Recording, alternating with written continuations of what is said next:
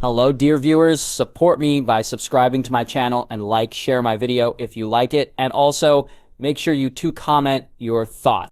Now let's start the video. As a flash of blue light lit up the battlefield, Rudy's first Pokémon appeared, Ninetales. With its golden fur shining and 9 elegant tails waving, it looked majestic. Its deep crimson eyes gave off a vibe of wisdom rather than intimidation. Isekai recognized it as the same Ninetales he'd seen earlier in the gym, dancing during training, but he wondered how much that training helped. Rudy must have been confident in its strength to choose it against his Charizard. Kai expected Rudy to send out another Charizard for a true mirror match, given Charizard's advantages over a pure fire type like Ninetales. But the slight type difference made things more interesting. Up in the hot air balloon, one of Rudy's crew members acted as referee while Sabrina and Mahiri leaned over the railing, their contrasting attitudes clear. Sabrina was calm and confident in Kai's victory, while Mahiri believed in Rudy's strength. The referee blew the whistle, and Kai jumped in. Charizard, wing attack! Charizard took to the sky, circling and building speed. Instead of using fire-type moves right away, Kai wanted to see what Ninetales could do. Most had either flash fire or drought abilities. Looking at the clouds, Kai figured Ninetales had flash fire since the sun hadn't changed. Rudy knew Kai wouldn't use fire moves, which worked in his favor since Ninetales could absorb them. Ninetales used flamethrower. A surge of flames shot toward Charizard, but it dodged easily. Ninetales, dodge! Thanks to its training, Ninetales avoided Charizard's charge and landed gracefully. But Kai saw an opening. Quick attack!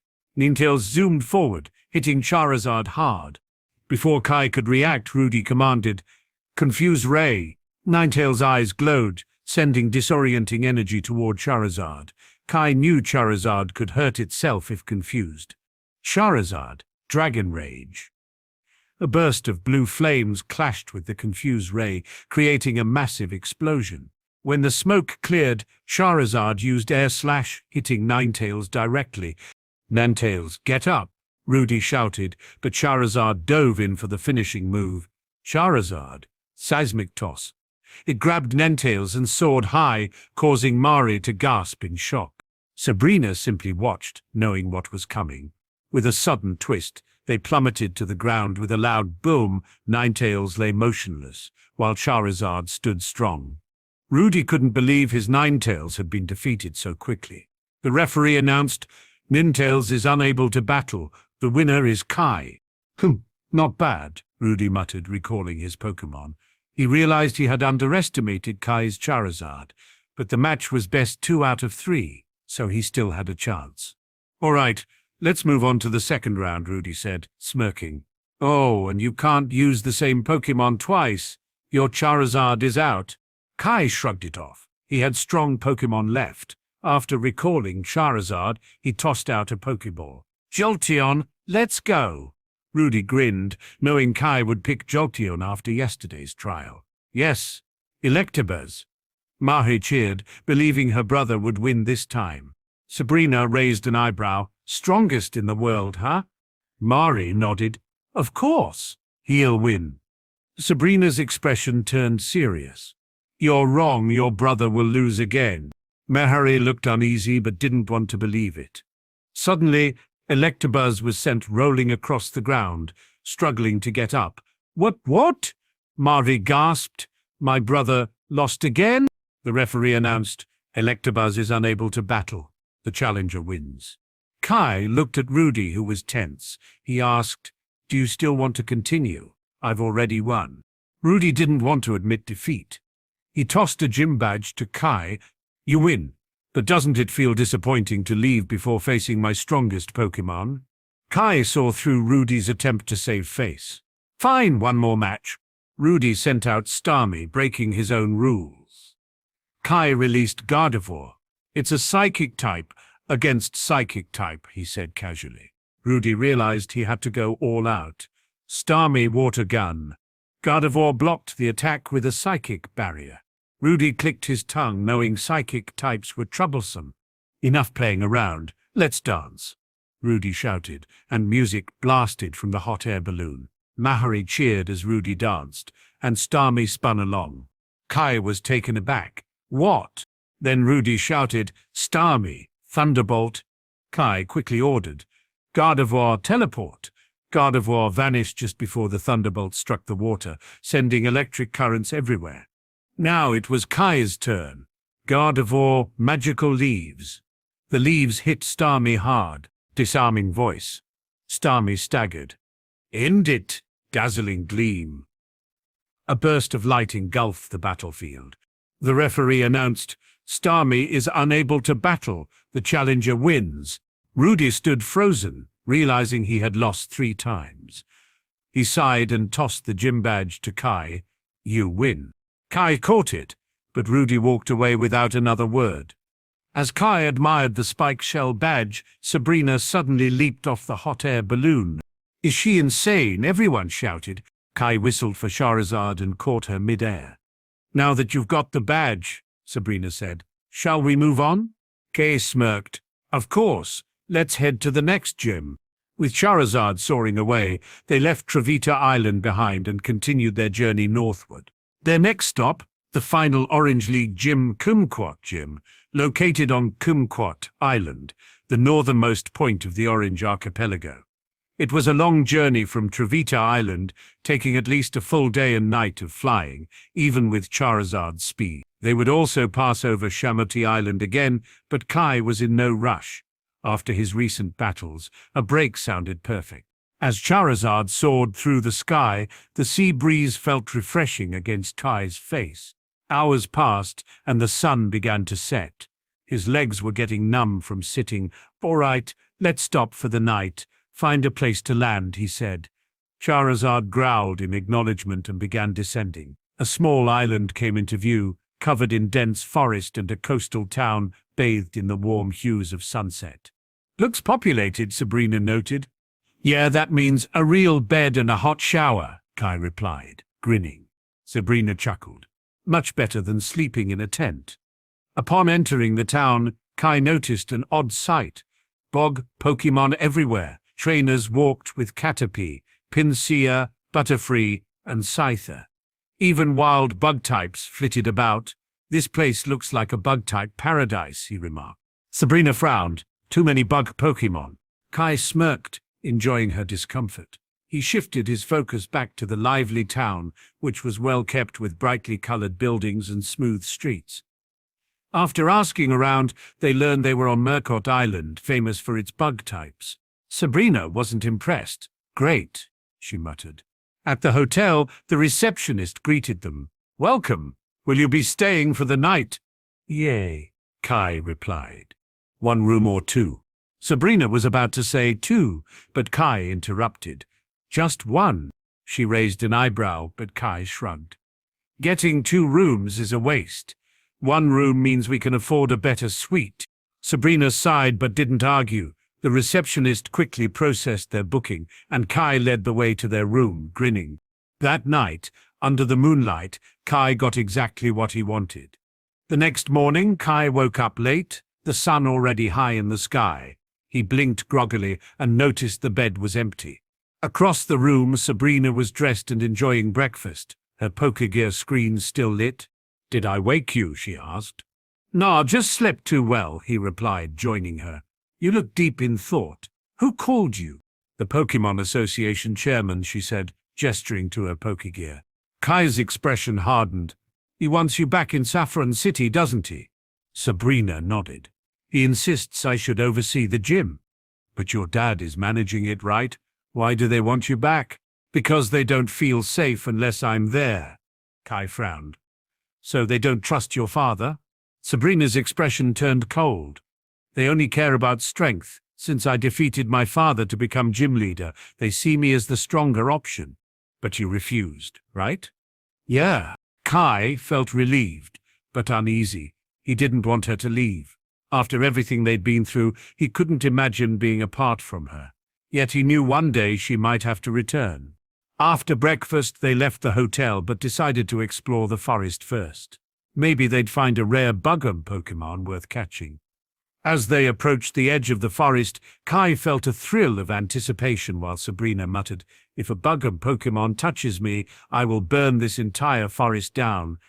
The forest canopy filtered sunlight, casting golden beams onto the undergrowth. They moved cautiously, aware of the aggressive buggy types lurking around. Suddenly, they stumbled upon a fierce battle between a swarm of Pinsir and a group of Heracross, the air thick with tension. Kai and Sabrina stayed silent, not wanting to attract attention. After searching for nearly an hour, Kai sighed. "I don't think there's anything worthwhile here," he said, reaching for Charizard's Pokeball. Just then, Sabrina stopped, her violet eyes narrowing. "There's a battle ahead, a serious one." Kai's interest peaked. "Strong Pokémon?" "Both are well above average strength," she confirmed. Before he could move, he noticed a red mark on Sabrina's neck, a hickey. His mind short-circuited. He looked away quickly, trying to act casual. "We should check out that battle," he said, marching ahead. Sabrina, confused by his urgency, followed. They weaved through the trees and entered a clearing near a pond, where a large group of Scyther had gathered, watching two battling Scythers. This wasn't just sparring, it was a duel for dominance. Sabrina whispered, "This is a leadership battle. The winner stays, the loser is banished." "Then that's the one I'm catching," Kai smirked. The battle ended with one Scyther standing tall, victorious. The other, battered and defeated, turned away and disappeared into the forest. "Brutal," Sabrina exhaled. "That's nature. The strong lead, the weak don't," Kai replied. He eyed the scarred Scyther, ready to make his move. "Let's go say hello." As he stepped forward, the scarred Scyther locked its gaze on him, shifting into a defensive stance. The other Scyther tensed, ready for a fight. "Relax, relax," Kai said, waving his hand. "My name is Kai, a traveling trainer. I come in peace. Congratulations on becoming the leader. I have something important to discuss." The scarred Scyther growled, and Haunter floated out from Kai's shadow. "Hey, Haunter, translate," Kai urged. Haunter groaned but complied. It said, "Despicable human, get out of my territory before I get angry." Kai blinked, confused. "Are you sure that's what it said?" "Absolutely," Haunter replied. The Scyther grew impatient, sharpening its scythes. "The important thing I wanted to discuss is joining forces to challenge the Pokémon League." "Interesting." The Scyther tilted its head, confused. Kai rephrased, "Let me put it this way. I challenge you to a battle. If I lose, I'll offer you human food. If you lose, you become my partner. Do you accept?" The Scyther understood and let out a loud cry, clearing a space for battle. Kai grabbed a Pokeball. "I choose you, Crystal Onyx." A massive Crystal Onyx appeared, exuding a steady aura. It had undergone extensive training, and Kai was confident in its abilities. The scarred Scyther roared and lunged at Crystal Onyx with a slash attack. Kai remained calm. Crystal Onyx used Harden. The attack struck, but Crystal Onyx stood unscathed. "Now, use Rock Slide." Crystal Onyx hurled a boulder, but Scyther dodged and slashed at its underside, inflicting minor damage. "Don't let it escape. Use Bind," Kai commanded. Scyther used Double Team, creating copies of itself, confusing Crystal Onyx. "Use Rock Tomb," Kai ordered. Crystal Onyx summoned boulders that crushed the illusions and trapped Scyther, dealing quadruple damage. Scyther rolled from the impact, battered and dirty. Kai decided to wait and see if it had any fight left in it. Scyther shook its head, struggling to its feet and panting heavily. It leapt onto a rock, fixing its gaze on Crystal Onyx and raising its scythes into an unusual stance. "That's Sword's Dance," Kai thought, recognizing the move. Scyther was boosting its attack power. With swift, rhythmic movements, Scyther performed a solemn dance, a faint golden aura surrounding its body. Confident, it charged at Crystal Onyx, but the battlefield was littered with rocks, slowing its movement. "Crystal Onyx, use Stone Edge," Kai commanded. Crystal Onyx slammed its tail, causing sharp stone spikes to erupt from the ground. Boom, boom! Scyther charged straight toward the attack, using Quick Attack to evade the spikes and close in on Crystal Onyx. Just inches apart, Scyther unleashed a fierce slash, striking Crystal Onyx directly. Crystal Onyx grunted, swaying slightly from the impact. Despite the boost from Swords Dance, Scyther's attack didn't deal significant damage. Crystal Onyx, bind it, Kai ordered. Scyther wanted to dodge, but the cluttered battlefield and its dwindling stamina made it impossible. Before it could react, Crystal Onyx's tail wrapped around it tightly. "You have nowhere to run now," Kai said. "Crystal Onyx, finish it off." Crystal Onyx tightened its grip, and Scyther struggled in vain. As the bind grew tighter, Scyther's eyes rolled back, nearly losing consciousness. Crystal Onyx lifted Scyther high and slammed it down onto a rock. Boom! Scyther lay motionless. Just as Kai reached for a Pokeball, Scyther forced itself to stand again, its spirit unyielding. Surprised, Kai tossed a Pokeball. It wobbled violently, but Scyther broke free. Crystal Onyx, give it one final blow. Following Kai's command, Crystal Onyx unleashed an Iron Tail attack. Wham! Scyther was sent flying and crashed to the ground, not getting up this time. Kai gently tapped the Pokeball against Scyther's forehead. "Strong warrior, become my partner." The Pokeball shook briefly before successfully capturing Scyther. The surrounding Scyther erupted in protest, ready to charge. Sensing their intent, Crystal Onyx stepped in front of Kai and roared. Roar! Kai stood confidently beside his Pokémon, and the Scyther hesitated, their resolve shaken. He turned to Sabrina, grinning. "Thanks to you, I caught a strong Pokémon. Now it's time to leave." Sabrina glanced at the remaining Scyther. "Are we really just leaving? What will happen to them now?" Kai shrugged. "Don't worry. They'll fight to find a new leader. Maybe even the one that lost earlier will return." Sabrina nodded, satisfied. Pushing aside branches, they walked out of the forest. Kai reached for his belt, and a Pokeball vanished. Capturing Scyther brought his total Pokémon count to 13, exceeding the 6 Pokémon limit. He decided to send Blastoise back, given he already had Gyarados. Just then, his phone vibrated, regaining signal. He saw a message from Professor Ivy and noticed she had tried calling him half an hour ago. Curious, he didn't call back immediately, but messaged Chloe, Professor Cerise's daughter, to take care of Blastoise. Chloe replied instantly, "Don't worry, I'll check on it as soon as I get back." Her cheerful message warmed Kai's heart. He noticed Sabrina watching him with a knowing expression, making him tense up. He quickly wiped the amusement off his face and opened Professor Ivy's message. It was long, detailing her research update with Professor Oak. They had published their final paper on Shamuti Island, and she shared a link to it where Kai found his butterfly effect theory credited. Exciting, but it didn't change his life much. He decided to call both professors. His chat with Professor Oak was brief, polite, and Kai sensed Oak's interest in him as a promising trainer. In contrast, Professor Ivy was warm and charming, extending an invitation for Kai to visit her lab. But with Sabrina beside him, he offered a vague response. After hanging up, he noticed Sabrina growing impatient. "Sorry for the wait. Let's get moving." Just as he was about to summon Charizard, Sabrina stopped him. "Let's switch things up. Flying everywhere is getting boring." Kai paused, then suggested, "I saw a passenger ship docked at the port. Let's check its route." Sabrina agreed, and they walked to the port, spotting a medium-sized ship anchored in the bay. Kai bought 2 tickets, and they boarded just in time. If they had arrived a few minutes later, they would have missed this ship, which wouldn't return until the next evening.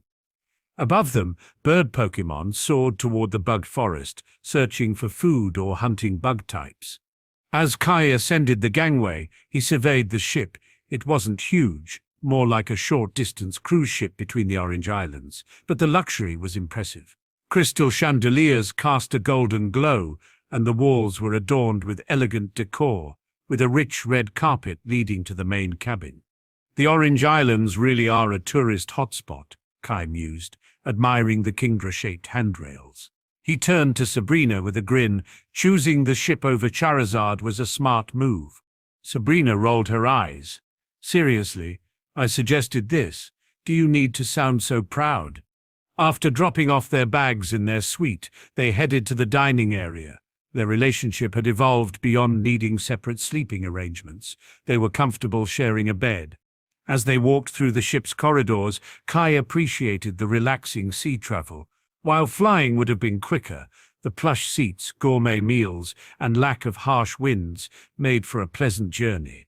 Still, he reminded himself that too much comfort could dull his edge as a trainer. Suddenly, he recalled this SS Anne, which had sunk due to Team Rocket. Bad omen. I should stop thinking about it, he thought. In the dining hall, their refined appearance caught the attention of many passengers. They whispered, speculating if Kai and Sabrina were a couple. Oblivious, Kai pulled out a chair for Sabrina and ordered top-quality steak from Paldea, grilled to perfection. As they dined, soft piano music filled the air. After finishing, Kai leaned back, gazing out the window at a group of trainers battling on the deck. Nostalgia washed over him. Time flies. I remember arriving in Kanto with just Ralts, training hard like them. Those were some of the best times. Sabrina listened intently, picturing Kai as a lone trainer in a foreign land. Just then, cheers erupted from the deck. A trainer had secured his 5th consecutive win. The trainer, around 18 or 19, dressed in a martial artist's uniform, was scanning for a new challenger. So, who's next? He called, but silence followed. A calm voice emerged from the crowd.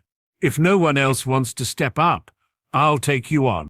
All eyes turned as Kai stepped forward with Sabrina beside him. If no one else dares to battle you, let me be your opponent. The trainer briefly glanced at Sabrina, then focused back on Kai.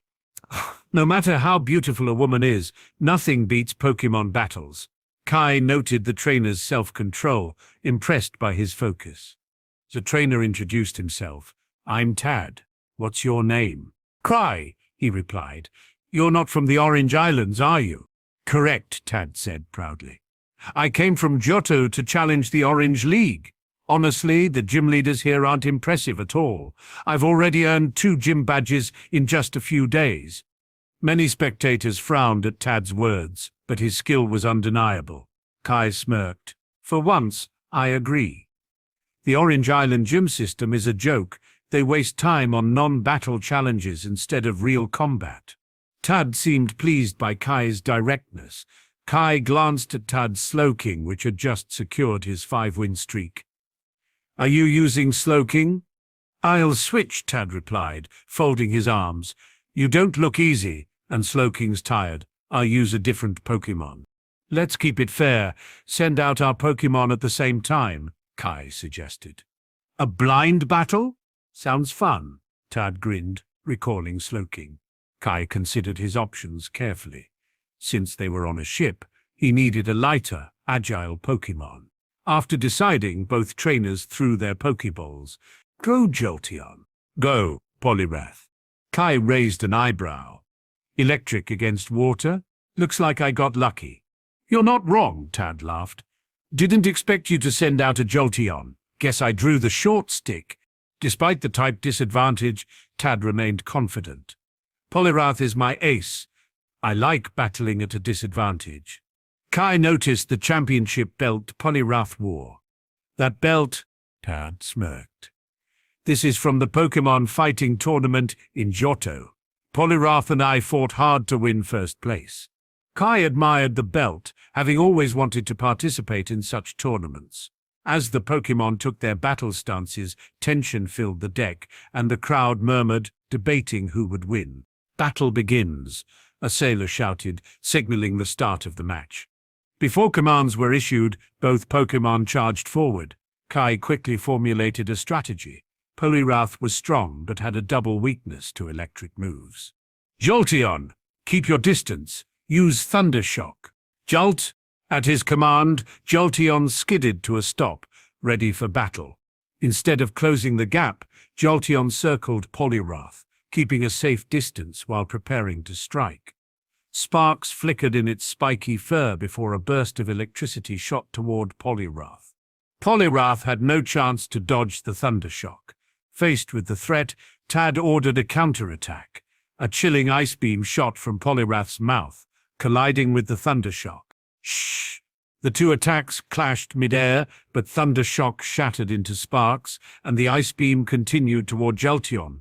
At the last moment, Jolteon dodged, leaving a frosty patch behind. Seizing the advantage, Jolteon retaliated with another Thunder Shock. Poliwrath's breathing grew ragged, powerful moves drained its stamina. This time, it was caught off guard, and the electrical blast struck Poliwrath directly. Crackle! Jolteon's attack sent jolts of electricity through Poliwrath, but it refused to fall. Gritting its teeth, Poliwrath pressed forward, desperate to fight up close, but Jolteon was too quick, slipping away effortlessly. Tad frowned. He wasn't afraid of type disadvantages, but he needed to close the distance. Poliwrath, Ice Beam, aim for the ground beneath Jolteon. Poliwrath unleashed another Ice Beam, freezing the battlefield. With the deck slick, Jolteon's speed slowed. Now's our chance. Use Body Slam. Tad shouted. Poliwrath rushed forward and leapt at Jolteon. Kai saw through the plan. Instead of dodging, he boldly commanded, Jolteon, don't move, use Discharge. Jolteon stood its ground, charging energy as Poliwrath descended.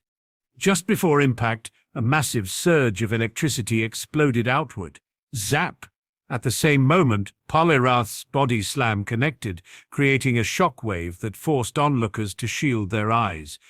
When the light faded, Jolteon staggered, but remained standing, while Poliwrath lay flat, smoke rising from its body.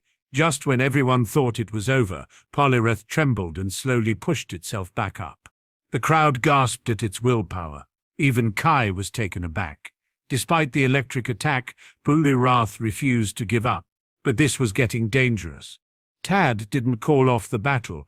Kai frowned, thinking, this isn't a life-or-death fight, but he said nothing. If Tad wanted to risk his Pokemon's health, that was his choice. Jolteon, finish it. Thunderfang. Jolteon nodded, respecting Poliwrath's fighting spirit. With lightning crackling around its fangs, it lunged forward. Poliwrath seemed to find a last burst of energy, launching a mega punch at Jolteon. Despite the impressive display, it was clear this was just Poliwrath's final struggle. Jolteon dodged each punch with precise footwork. The icy battlefield shattered, freeing Jolteon to move at full speed. After dodging several attacks, Jolteon saw its opening. With a flash, it sank its teeth into Poliwrath. Bid-zad-zad-zad-zad-zad-zad-zad-zad-zt. The electric attack surged through Poliwrath, delivering quadruple damage due to its water-type weakness. In an instant, Poliwrath collapsed. The referee raised his hand. Poliwrath is unable to battle. The winner is Kai. The crowd erupted in cheers. Many had expected Tad to win, but no one anticipated Kai's effortless victory. Tad's expression darkened as he withdrew Poliwrath into its Pokeball and vanished into the crowd, avoiding further embarrassment. Kai understood. Right now, Tad's priority was getting Poliwrath to a Pokemon Center. It had fought bravely, but had never showcased its full power due to the type disadvantage. As Jolteon returned to his side, the crowd quieted, wondering if anyone else would challenge Kai, but after a while, no one stepped forward. Kai sighed. Guess that's it. With no new challengers, he recalled Jolteon and left the battlefield with Sabrina. Hook. A ship's horn echoed across the harbor as a medium-sized passenger vessel docked at Nile Island. After 20 hours of sailing, Kai and Sabrina finally reached their destination. Over the past day and a half, Kai hadn't battled again. Most trainers aboard were too weak to interest him, and he focused on spending time with Sabrina, who had started her period. He took care of her, preparing warm water and soothing her cramps. For Sabrina, Kai's gentle attention meant a lot. She looked at him with warmth, but he saw it as simply caring for his partner. One thing worth noting, Tad had vanished. Kai expected him to return for a rematch, but it seemed he had disembarked at an earlier port, likely seeking medical treatment for Poliwrath. Where to next? Sabrina asked, bringing Kai out of his thoughts. In front of them was Nile Island. We should keep moving. Kumquat Island isn't far. It's home to the final gym. If we leave now, we can reach it before nightfall. Sabrina nodded, trusting Kai's decisions. He summoned Charizard, and they took off toward Kumquat Island. As they soared over the ocean, the air grew colder. Sabrina wrapped them in a psychic barrier to shield them from the chill. After 2 hours, they arrived above Kumquat Island. The port was brightly lit, bustling with crowds as a massive cruise ship unloaded tourists. As Charizard landed, startled passers-by yelped. Kai quickly recalled Charizard and blended into the crowd with Sabrina. Once at the port, they were met with a chorus of voices from hotel employees competing for customers. A fiery red-haired woman stood out among them. "If you're looking for the best hotel, look no further than the Kumquat Hotel," she shouted, grabbing their attention. Kai smirked. The best hotel likely meant the most expensive. Ignoring her, they tried to walk past, but she stepped in front of them. "Wait, you two are trainers, right?" she said, spotting Charizard. Kai nodded. The grin widened. "You should stay at our hotel. We have Pokémon training facilities and dance-based fitness classes designed for Pokémon." Kai blinked in surprise. "Dance-based fitness classes?" "That's right," she nodded eagerly. "They help Pokémon improve flexibility, circulation, and breath control. You should give it a shot." Before Kai could respond, she waved over a staff member to escort them to the hotel. Without missing a beat, she turned to call out to the next group of tourists. Kai exhaled, glancing at Sabrina. "Well, she's persistent." Sabrina shrugged, not minding, and they followed the staff member down the street. They soon arrived at the towering Kumquat Hotel, illuminated against the night sky. The building exuded luxury, standing over 20 floors tall. Once inside, they were greeted with a grand welcome. Over 20 hotel staff members bowed in unison. "Welcome to the Kumquat Hotel." Kai paused, taken aback. Before he could process it, 2 formally dressed managers approached them with warm smiles. "Welcome, trainers. Here to check in." Kai raised an eyebrow. The enthusiasm here was on another level. At the front desk, he booked a room for 2, surprising Sabrina, who expected him to book a separate room. "It's not like I only share a bed with you for one reason," he said casually. Sabrina felt a warmth in her chest, hiding a smile. After paying, Kai was pleasantly surprised by the reasonable price. They took the elevator to the 17th floor and entered their room, dropping off their luggage. Kai flipped through a tourist guidebook. Kumquat Island was famous for exquisite seafood and therapeutic hot springs. Unfortunately, the hot springs were off-limits for Sabrina due to her period, leaving only the seafood dishes. The following day, they checked out the Pokémon fitness class the red-haired woman had mentioned. Inside the hotel, a female instructor taught Pokémon to dance, reminding Kai of Danny, the Travita Island gym leader. "Yeah, this isn't for me," Kai thought, quickly losing interest. After breakfast, they prepared to challenge the Kumquat Gym, but the receptionist surprised them. "The Kumquat Gym?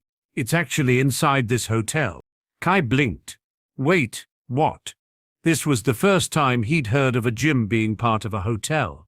Following the receptionist, they arrived at a large battle arena in the hotel's back hall, where the red-haired woman stood.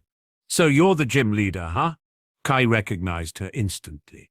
"Surprised?" she teased, placing a hand on her hip. Kai shook his head, thinking, "If I remembered the Orange Islands arc, I would have recognized you, but it didn't matter. The battle was on." "Hey there, I'm Luana, the owner of this hotel, and the gym leader of the Kumquat Gym." Kai raised an eyebrow. The owner? He hadn't expected her to own the hotel. So being a gym leader pays this well, he wondered. Pushing distractions aside, Kai introduced himself. "I'm Kai, a trainer from another region, here to challenge you." Luana nodded, unimpressed. Most trainers were challengers, but her gaze shifted to Sabrina, admiring her beauty and intimidating aura. "What an intense gaze," Luana thought. "Are you here to challenge the gym?" Sabrina crossed her arms and stayed silent. Kai answered, "No, she's my companion. She won't challenge you today." "I see." Luana returned her focus to Kai. "How many gym badges do you have?" Kai pulled out his badge case, revealing 3 Orange League badges. Kumquat Gym is my final challenge. Luana raised an eyebrow. Oh? 1 win away from qualifying for the Winner's Cup. Sabrina glanced at Kai, having heard about the Winner's Cup. If he defeated all 4 gym leaders, he'd challenge the Orange League champion. Yeah, just 1 more step to go, Kai said, reflecting on his journey. Let's not waste time, Luana said, clapping her hands. At Kumquat Gym, we battle in a double battle format. Each of us will use 2 Pokémon, but the match ends when 1 Pokémon faints. Kai narrowed his eyes. A double battle where you only need to knock out 1 Pokémon? This rule seemed exploitable, but rules were rules.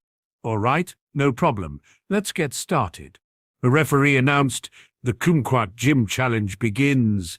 This is a gym badge certification battle between gym leader Luana and challenger Kai.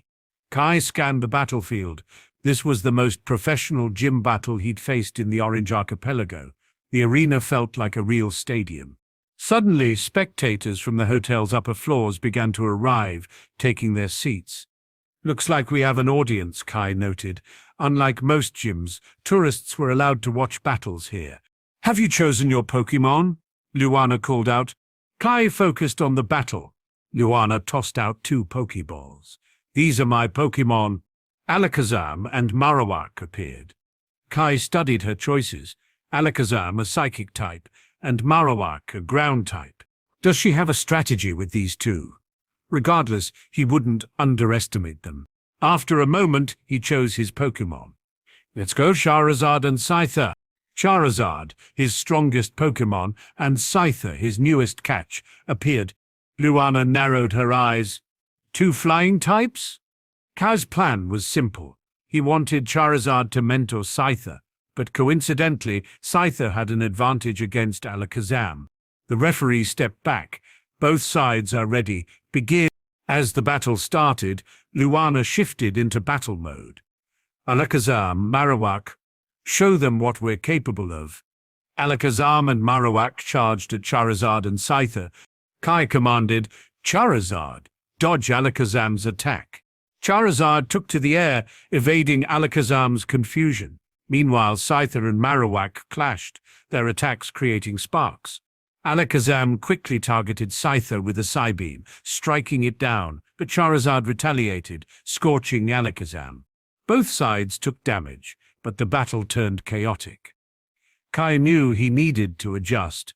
Switch targets. Scyther, go after Alakazam. Charizard, handle Marowak. However, Scyther ignored his command, charging at Marowak again. This guy, Kai sighed. Scyther's pride made it hard to follow orders, exposing its issues once more. Scyther, keep fighting Marowak. Charizard, help out. Luana overheard Kai's commands and smirked. What's wrong? Can't control your Pokémon. Kai forced a smile. It's a newly caught Pokémon. It'll take time for it to listen. Oh, Luana raised an eyebrow. Are you using a new Pokémon because you have no others, or do you really trust its strength? Kai shrugged, knowing gym battles weren't everything. Even if he lost, he could always challenge again. Back in the battle, the situation shifted rapidly. Kai realized he couldn't rely on Scyther. Charizard, use smokescreen. Charizard released a thick cloud of smoke, engulfing the arena. Marowak and Scyther were locked in battle, but lost sight of each other. Outside the smokescreen, Alakazam hesitated to attack, fearing it might hit Marowak. But Kaya stayed focused. Charizard, aim at the smoke, use Dragon Rage. Charizard unleashed a blast of energy into the smoke, hitting both Marowak and Scyther. Boom! Both Pokémon reeled from the impact. Luana gasped, shocked at Kai's ruthlessness. Kai turned to Scyther. Have you calmed down now?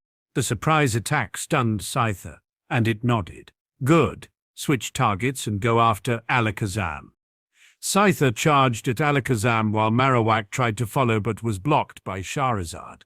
Alakazam used Confusion, but Scyther dodged with Quick Attack, closing the gap. Scyther's blades gleamed as it used X-Scissor. Boom!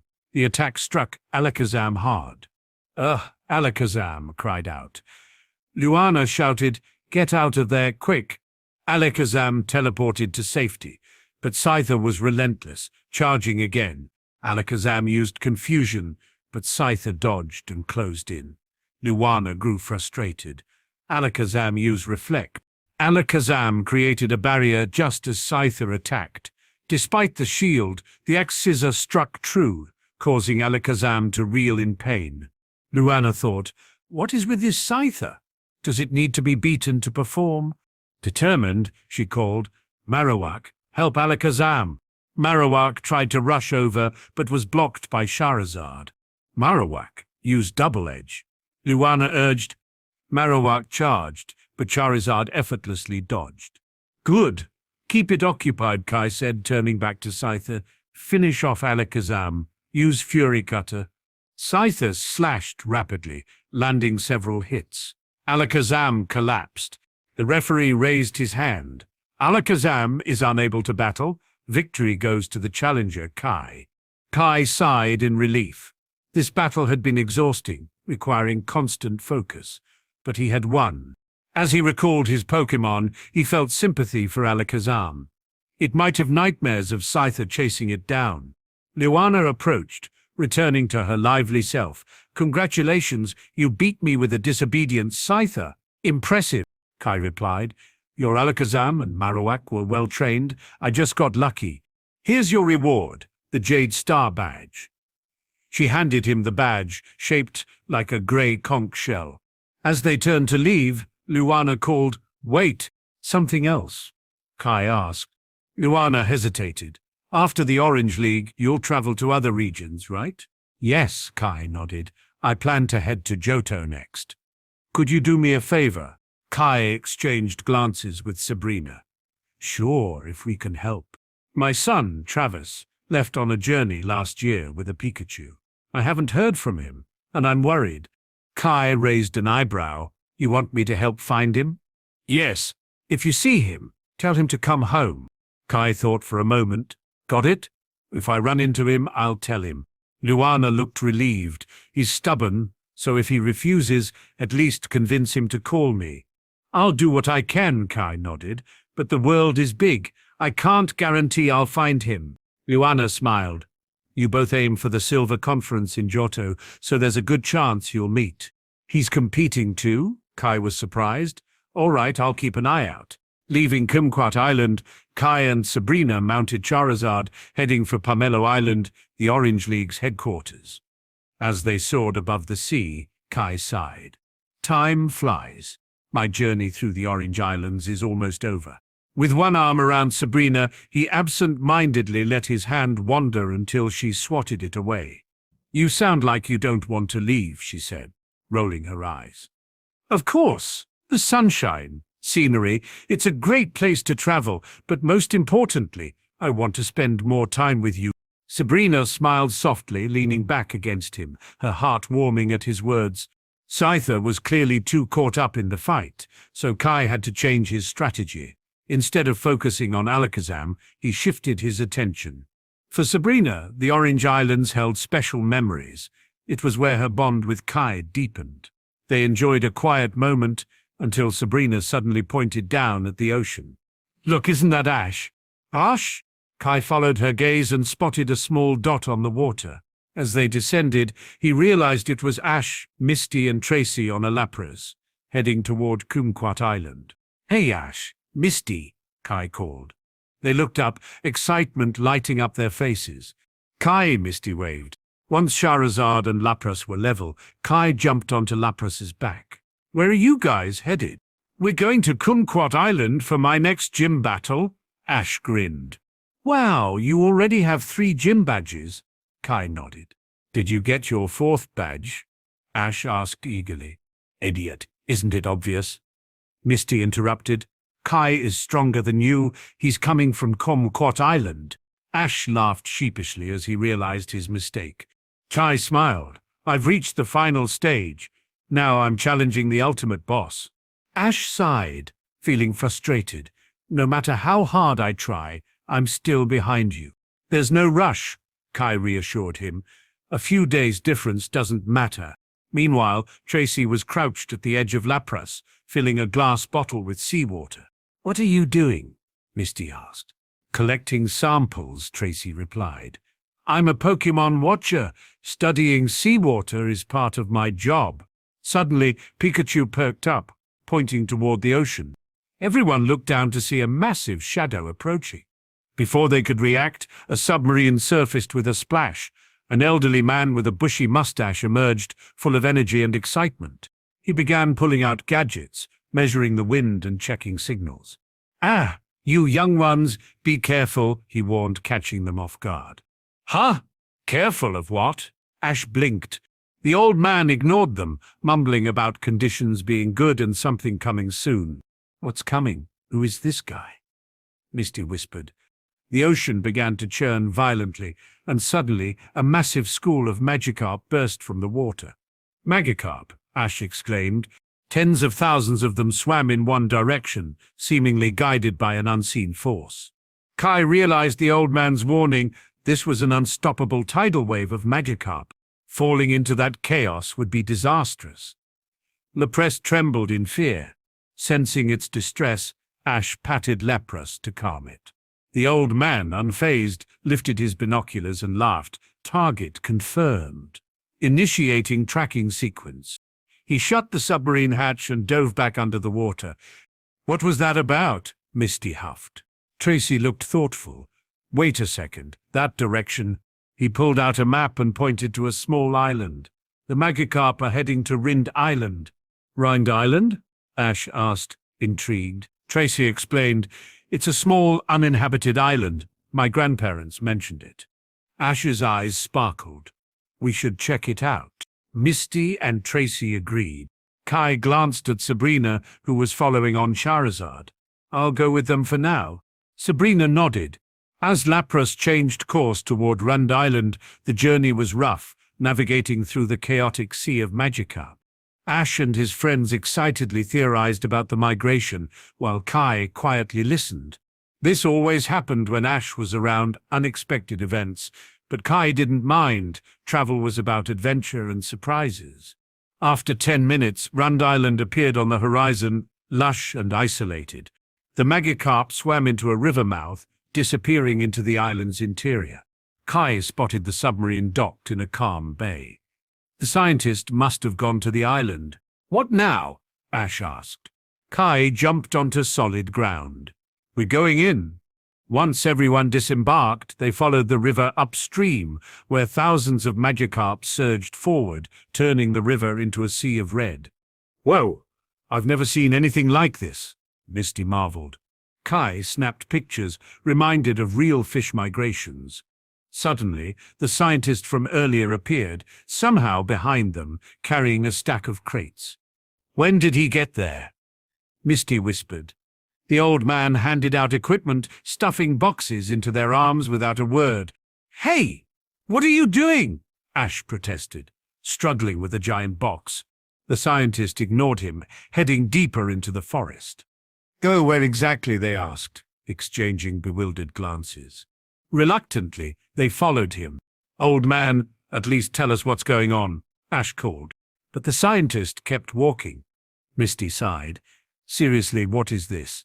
Kai chuckled. "Let's just go along with it for now." He turned to Sabrina, who held her box with an expressionless face. "You okay with this?" Sabrina shook her head, but didn't seem bothered.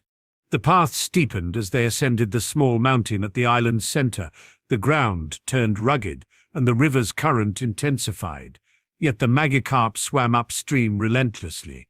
Kai wondered, if they're not migrating to spawn, what's drawing them up? Misty quickened her pace to walk beside the scientist. "Old man, who are you?" For the first time he smiled. "I'm Quincy T. Quackenpoker, a Pokémon watcher." "Pokémon watcher?" The group turned to Tracy, who shook his head. He'd never heard of Quackenpoker. Misty lifted her box. "And what's inside these?" Quackenpoker smirked. "Observation tools. Tools for Magikarp?" "Of course, specialized instruments for studying them." Tracy perked up. "So they must have special traits." He rushed to the riverbank to document, but as he leaned in too close, splash, a leaping Magikarp soaked him. "Those are just ordinary Magikarp," Quackenpoker huffed. Tracy wiped his face, puzzled. But you said those boxes are for studying them. That's the question, isn't it? Quackenpoker glanced at his watch. No time to waste. You'll understand once we get there. He quickened his pace, and the others followed, gaining a sense of his eccentric personality. Soon they reached a cluster of 3 waterfalls, a major obstacle for the Magikarp. Many were swept back down, but a few leaped over the falls, continuing their journey. Kai watched, reminded of legendary dragons. Those who succeeded would evolve into Gyarados. He snapped photos as hundreds failed, but the determined ones kept trying. Tracy asked, "Mr. Quackenpoker, what's at the top that draws them?" "An ordinary lake I call the Lake of Birth and Evolution." Everyone perked up. Every year they return here to complete their evolution. Kai was stunned. Could they evolve just by reaching the lake? That would be a paradise for trainers. Tracy asked, "How many actually make it to the lake?" "About 1 in 10, Quackenpoker replied. 1 in 10? The number surprised them. Only around 100 would evolve into Gyarados, an incredible event. Ash wanted to ask more, but Quackenpoker waved him off. "Enough questions. If we don't hurry, we'll miss the mass evolution." Excited, they rushed ahead to witness the phenomenon. Meanwhile, nearby bushes rustled. "Psst, did you hear all that? An evolution lake? That's amazing," James exclaimed. Jesse smirked. "If this lake makes Magikarp evolve, we just need to capture a bunch." An entire Gyarados army. James's eyes widened. "If we pull this off, the boss will finally respect us." Jessie clenched her fists, determined. "But wait, are we sure this will work? Gyarados and... Don't worry, we'll catch them as Magikarp, so they'll be under our control when they evolve." Meowth grinned. "Moneha, that's a good plan. All right, let's go catch Magikarp and build our Gyarados army." At the summit of Reimagined Island, a vast crystal-clear lake lay before them. "All right, this is it, the Lake of Birth and Evolution." Quackenpoker sighed in relief. Misty plopped down on a boulder, exhausted. "Finally, I thought we'd never get here." They gazed at the lake, which looked ordinary at first glance. Sabrina whispered to Kai, "Strange, I don't see any other Pokémon." Kai narrowed his eyes. The area felt eerily silent. "Maybe the migration scared them off," he suggested. Quackenpoker unpacked scientific instruments along the lake's edge. "What do these machines do?" Tracy asked. "They analyze data about Magikarp weight, growth trends, muscle fatigue," Quackenpoker explained. Ash scratched his head. "Sounds cool, but I don't get it." Quackenpoker laughed. Several Magikarp jumped into the lake, causing ripples. Kai turned to Quackenpoker. "How long have you been a Pokémon watcher?" 50 years, I guess." Misty's jaw dropped. 50 years? Quackenpoker continued working, and Tracy asked, "How long studying Magikarp?" "Only about 3 years." That dedication impressed Kai. Misty, as a water-type specialist, respected his passion but questioned why he focused on Magikarp. Tracy asked about the rings on the Magikarp's tails. Quackenpoker nodded.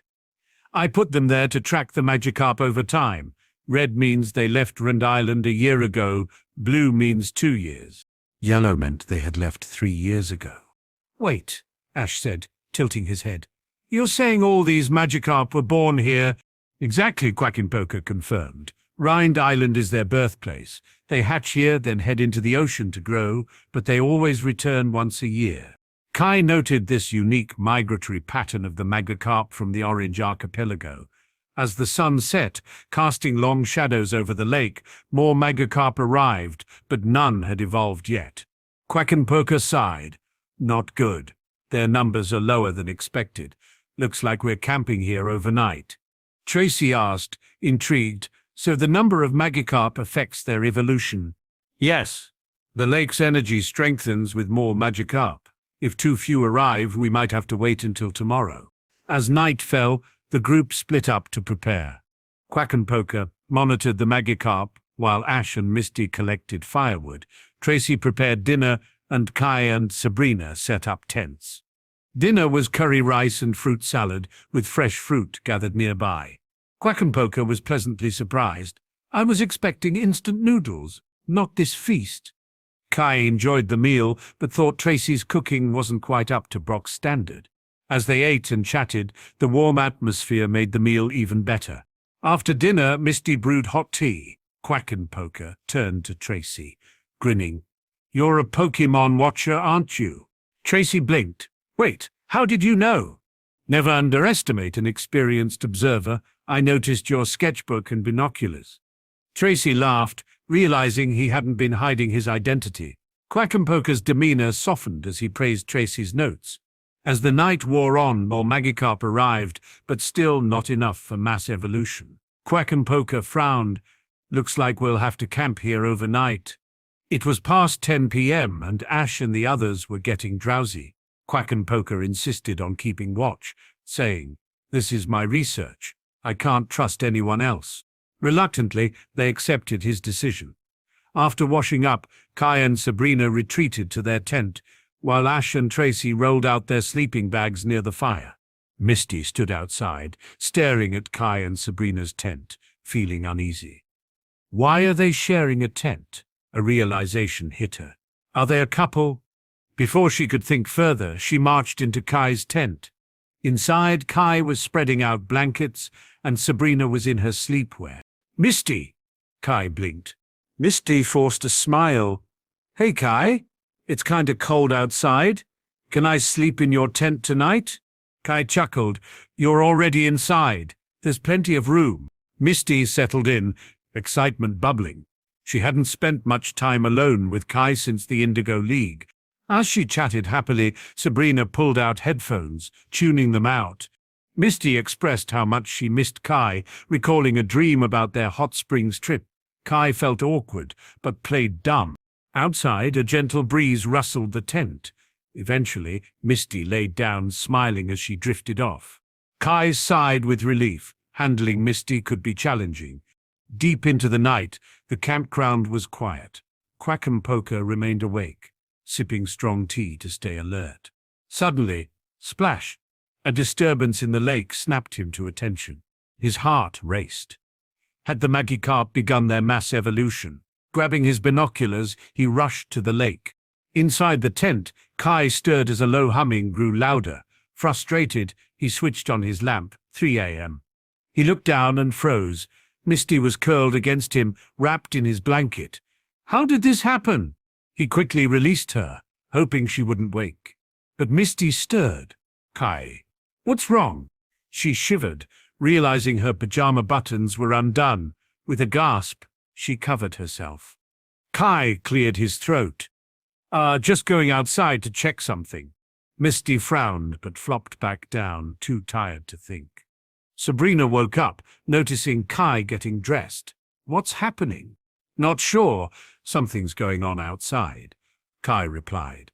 They stepped out of the tent, feeling the cold air. Nearby, Ash and Tracy were waking up, exchanging confused glances.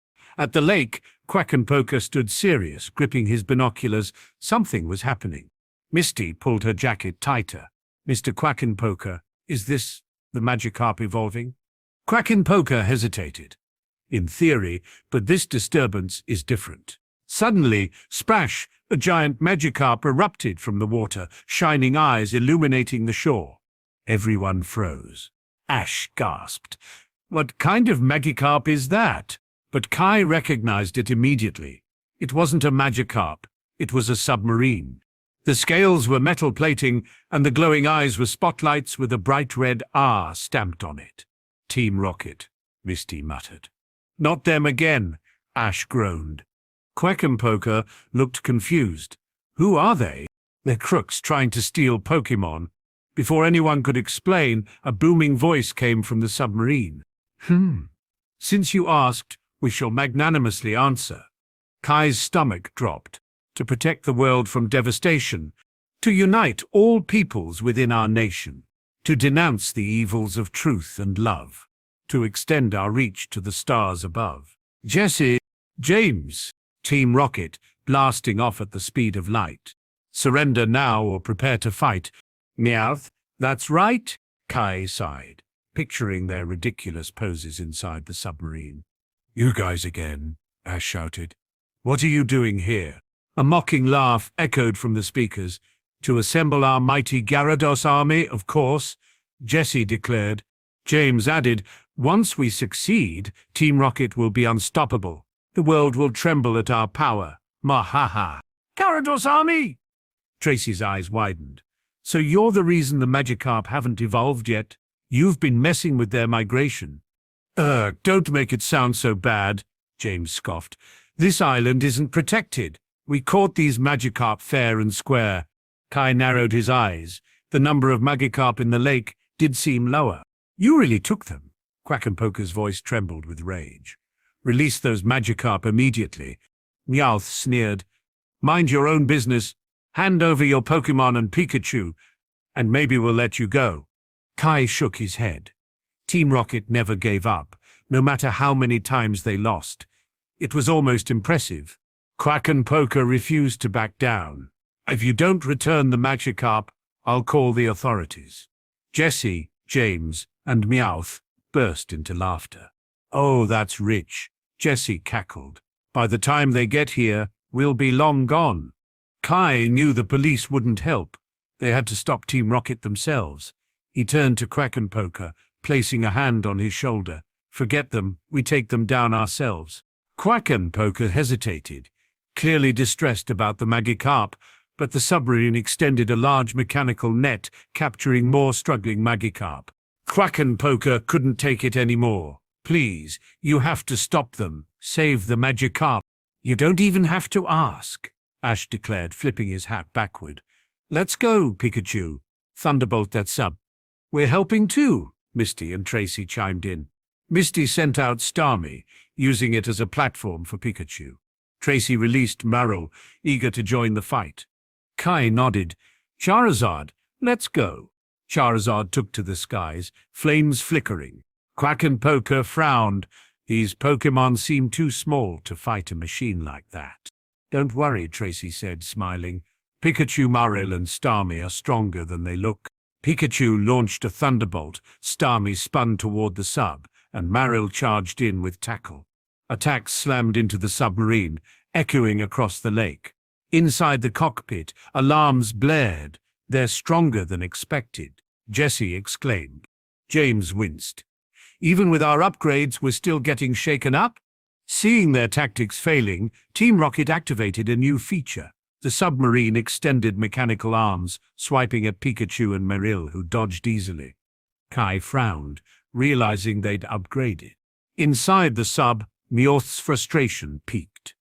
Enough of this, time to use our secret weapon. He slammed a red button. The submarine began to shift and transform into a mechanical Gyarados. Dull red, Ash gaped. It can transform. Behold our magnificent Mecha Gyarados. Jessie cackled. The mechanized Gyarados roared, firing electric currents into the water, turning it into a hazard for Pikachu and Starmie. Tracy gritted his teeth. We can't beat it with brute force, Misty shouted. We need to get them onto land. Kai's Charizard swooped down, launching a flamethrower, but Mecha Gyarados submerged, extinguishing the flames. Another surge of electricity spread across the lake, hitting Starmie. Starmie, Misty gasped. There has to be a weak spot, Tracy scanned the machine. Quackenpoker pointed at the underbelly.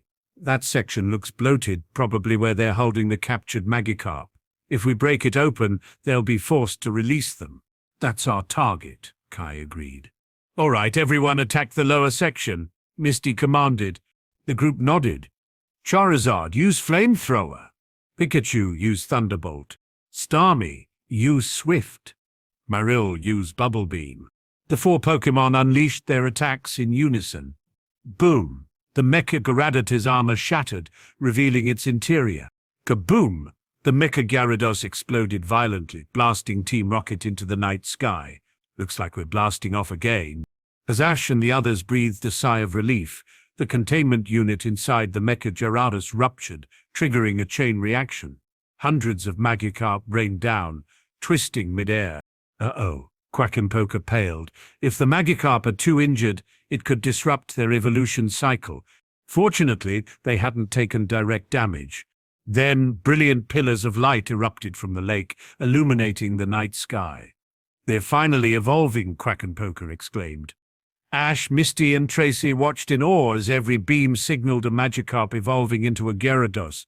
Tracy murmured, "No experience, no training required. This is the power of the Lake of Evolution."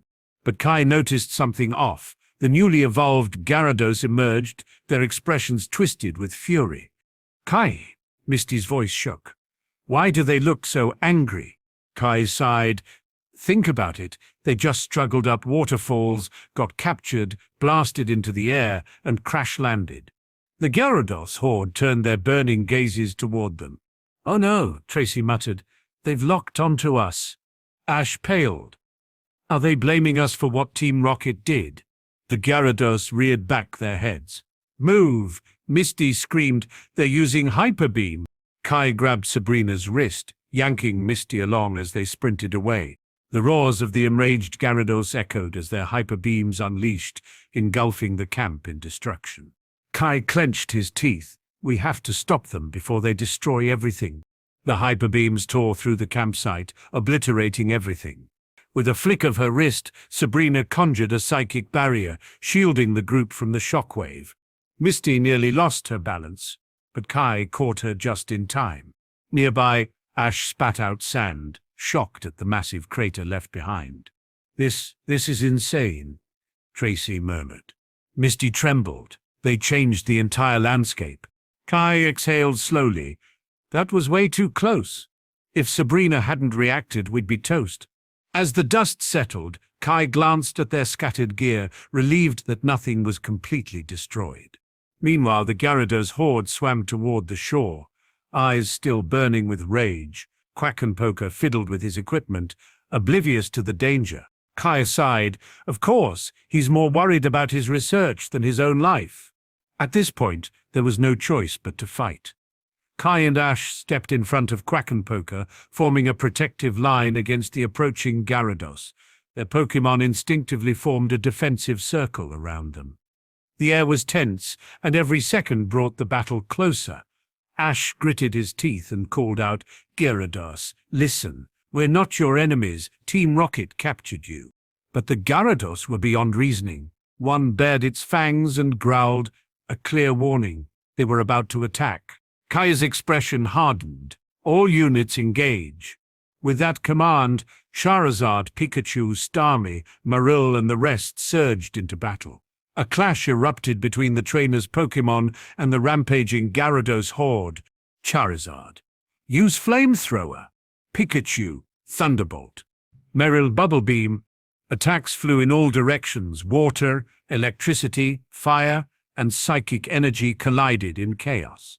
The battlefield was wild, and with so many Pokémon fighting, commands were impossible. They had to rely on instinct. Despite their size, the Gyarados were at a disadvantage, exhausted from climbing waterfalls and lacking coordination. Energy beams lit up the night sky like fireworks. Amidst the frenzy, Misty's frustrated voice cut through the noise. "Psyduck, what are you doing here?" Kai turned to see Psyduck standing still, vacant-eyed, neither attacking nor dodging. Misty groaned, "Recall it immediately." Kai chuckled. Some things never change. As the fight continued, Kai's hand hovered over his Pokeballs, brushing against 3 distinct spheres, the legendary birds. But using them felt like overkill. Charizard needed this battle to grow stronger. Their Pokémon were holding their ground, but neither side gained the upper hand. The Gyarados were relentless, and Kai's eyes narrowed. They needed a new strategy. Suddenly, a fiery projectile whizzed past them. Kai and the others ducked instinctively. Looking up, they saw Ash's Charizard, enraged and ignoring Ash's calls. "Hehehe, looks like you need my help." A dark figure emerged from Kai's shadow haunter. It hovered protectively in front of Kai, grinning mischievously. Quackenpoker approached, concern etched on his face. "How's your equipment? Still intact?" Kai asked. "Aside from a few scratches," Quackenpoker replied, "but these Gyarados aren't attacking out of malice. We must stop this rampage without harming them." Kai glanced at him. "That's not an option anymore. If we don't stop them, the destruction will escalate. Quackenpoker frowned, knowing Kai was right, but struggling with the idea of hurting Pokémon. Still, if there's another way. There isn't, Kai interrupted. Hesitation will only make things worse. If you're not here to fight, then stay out of the way. So Quackenpoker sighed, realizing resistance was futile. The battle raged on, with neither side gaining an advantage. Kai glanced at his belt. He had 2 Pokeballs left, one containing Dratini, unsuited for this chaos. The other, he tossed it forward. Go, Gyarados! A blinding flash erupted as Kai's Gyarados landed in the flooded crater with a thunderous splash. He had hesitated to use it, fearing it might go berserk among the wild Gyarados, but now he had no choice. Gyarados, show them who's boss. With a deafening roar, the battlefield fell still. Even the wild Gyarados paused in confusion, sensing its overwhelming presence.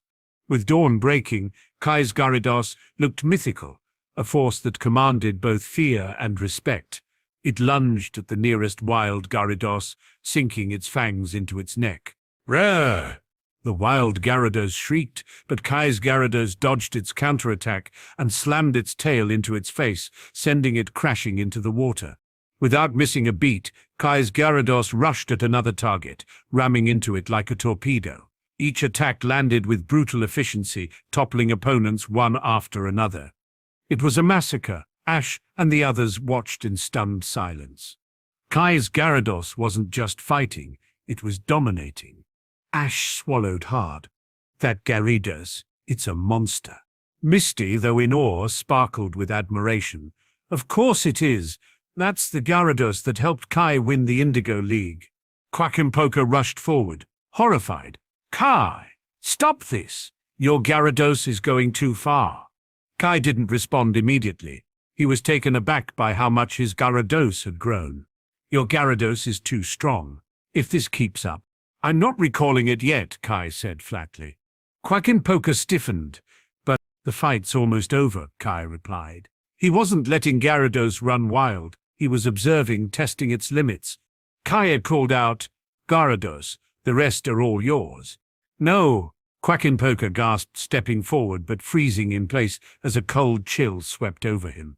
Sabrina watched him with an icy stare, while Haunter floated above Kai, waiting for a chance to intervene. Quackenpoker felt a cold sweat. He wasn't a coward, but against them he didn't dare move.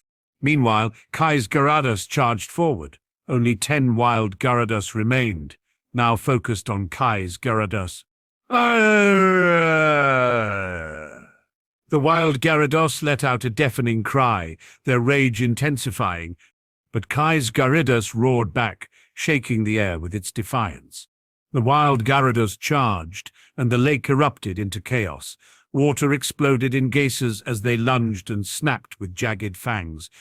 Despite being outnumbered, Kai's Gyarados was undeterred. It dodged, countered, and struck back with overwhelming force. Fangs tore through scales, tails crashed like whips, and bodies collided with tidal wave force. It was pure carnage. Even from the shore, the intensity made Misty nervous. Kai, are you sure Gyarados can handle this? Shouldn't you give it some commands? Kai shook his head. Even if I tried, I wouldn't know what to say. It's all on Gyarados now. If it starts losing, we step in. With each moment, Kai's Gyarados left more foes in ruin. But the victory came at a cost. Its pristine scales were marred with deep bite marks, blood mixing with water, creating a crimson mist around its body. And yet, even as pain racked its body, Gyarados did not falter. It was relentless. An unstoppable monster. Kai frowned, gripping the Pokeball at his belt. This had escalated beyond his expectations. He only wanted Gyarados to tip the scales, but it had turned into a civil war among its kind. Even if he recalled it now, the battle wouldn't stop. So he decided to let it finish what it started. When the last wild Gyarados collapsed, the lake fell silent. Kai's Gyarados stood alone among the unconscious bodies of its kin, trembling from exhaustion, scales cracked and bleeding, yet it lifted its head high, letting out a thunderous, victorious roar. Oh, it was a declaration, a challenge to the world, proving it stood above all others. As the first light of dawn broke, it bathed Gyarados in a golden glow, making it look like a warrior in red armor. Quackenpoker, watching in disbelief, swallowed hard. I've seen countless Gyarados, but never one as powerful as this. Kai took a deep breath, remembering when it was just a Magikarp aboard the Sentan and how it crushed all opposition at the Indigo League. Now it had reached another level. Misty, cautious, asked, "So, what do we do now?" Before Kai could respond, Quackenpoker rushed in. "We need to start emergency treatment immediately." He hurried back to the wrecked campsite, pulling out medical kits before rushing to the injured Gyarados. These Gyarados have severe injuries, especially Kai's. We need to treat them now. Tracy blinked in surprise but quickly ran over to help. No one expected Quackenpoker to have medical skills, but it made sense. A Pokémon watcher would know how to treat injuries after years in the field. Kai glanced at his Gyarados, which lowered its gaze to meet his. "You did well," he murmured. Gyarados swam toward him, its massive body covered in deep wounds. Scars would remain, testament to battles fought and survived. With Tracy's help, Quackenpoker skillfully cleaned and bandaged the wounds. Meanwhile, Kai, Ash, Misty, and their Pokémon retrieved their scattered supplies. Exhausted but relieved nothing valuable was lost. As the sun rose higher, everyone's stomachs growled in unison. The fatigue from the night and battle had caught up to them. With the last of the wild Gyarados treated, Tracy began cooking breakfast. Ash groaned, "Ugh, I'm starving. I could eat an entire Taurus. Then stop whining and help build the fire." Misty snapped, rolling her eyes. Realizing she was right, Ash begrudgingly helped Tracy. Soon the rich aroma of food filled the air. When Quackenpoker finished treating the last Pokémon and washed his hands, Tracy brought a tray of freshly cooked food. Quackenpoker collapsed into a chair, shoveling food into his mouth. "Ugh! One all-nighter, and I'm falling apart. I guess I'm getting old." He glanced at the group, genuine gratitude in his tired eyes. "Thank you. If it weren't for you, I don't know how I would have handled this crisis." Kai smiled, knowing that if Ash hadn't been involved, Team Rocket wouldn't have interfered, and this disaster wouldn't have happened. But at least it was over. "Come on, no need to thank us." Tracy waved his hands, embarrassed. By now, the wild Gyarados had fully recovered and submerged, joining the remaining Magikarp. One by one, they swam away, disappearing into the ocean. The annual Magikarp evolution migration had officially ended. After breakfast, it was time to say goodbye. Quackenpoker planned to stay on the island longer for data collection and rest. As he secured his tent, he paused. "Kai, I have something for you." Kai blinked in surprise. "For me?" Quackenpoker pulled out a small crystal-like stone. "I found this while traveling. It allows Gyarados to evolve beyond its normal limits." Kai's eyes widened. It's a Gyarados-site," Quackenpoker explained. "It enables mega evolution." Ash, Misty, and Tracy gathered around, intrigued. "Wait, hold on. This lets Pokémon evolve even further," Ash exclaimed. Kai nodded. "The transformation is temporary. Once the battle ends, the Pokémon reverts back to its original form." Quackenpoker chuckled. "Oh? You already know? Well, that makes things easier. Take it." "Why give it to me?" Kai asked. "Because you are a Pokémon trainer," Quackenpoker replied, his voice filled with awe. "Your Gyarados is different. I believe only your bond and training will let this Megastone reach its full potential." Kai accepted the Gyarados-site and slipped it into his pocket. Even though he hadn't mastered Mega Evolution yet, having the stone was a significant step forward. "All right, I need some rest. If fate allows, we'll meet again." Quackenpoker turned to enter his tent. Tracy felt a connection to Quackenpoker. "Mr. Quackenpoker, please take care of yourself." Quackenpoker simply waved over his shoulder before disappearing into his tent. With that, the campsite fell silent. Kai and the others retraced their steps along the riverbank, arriving back at the coast.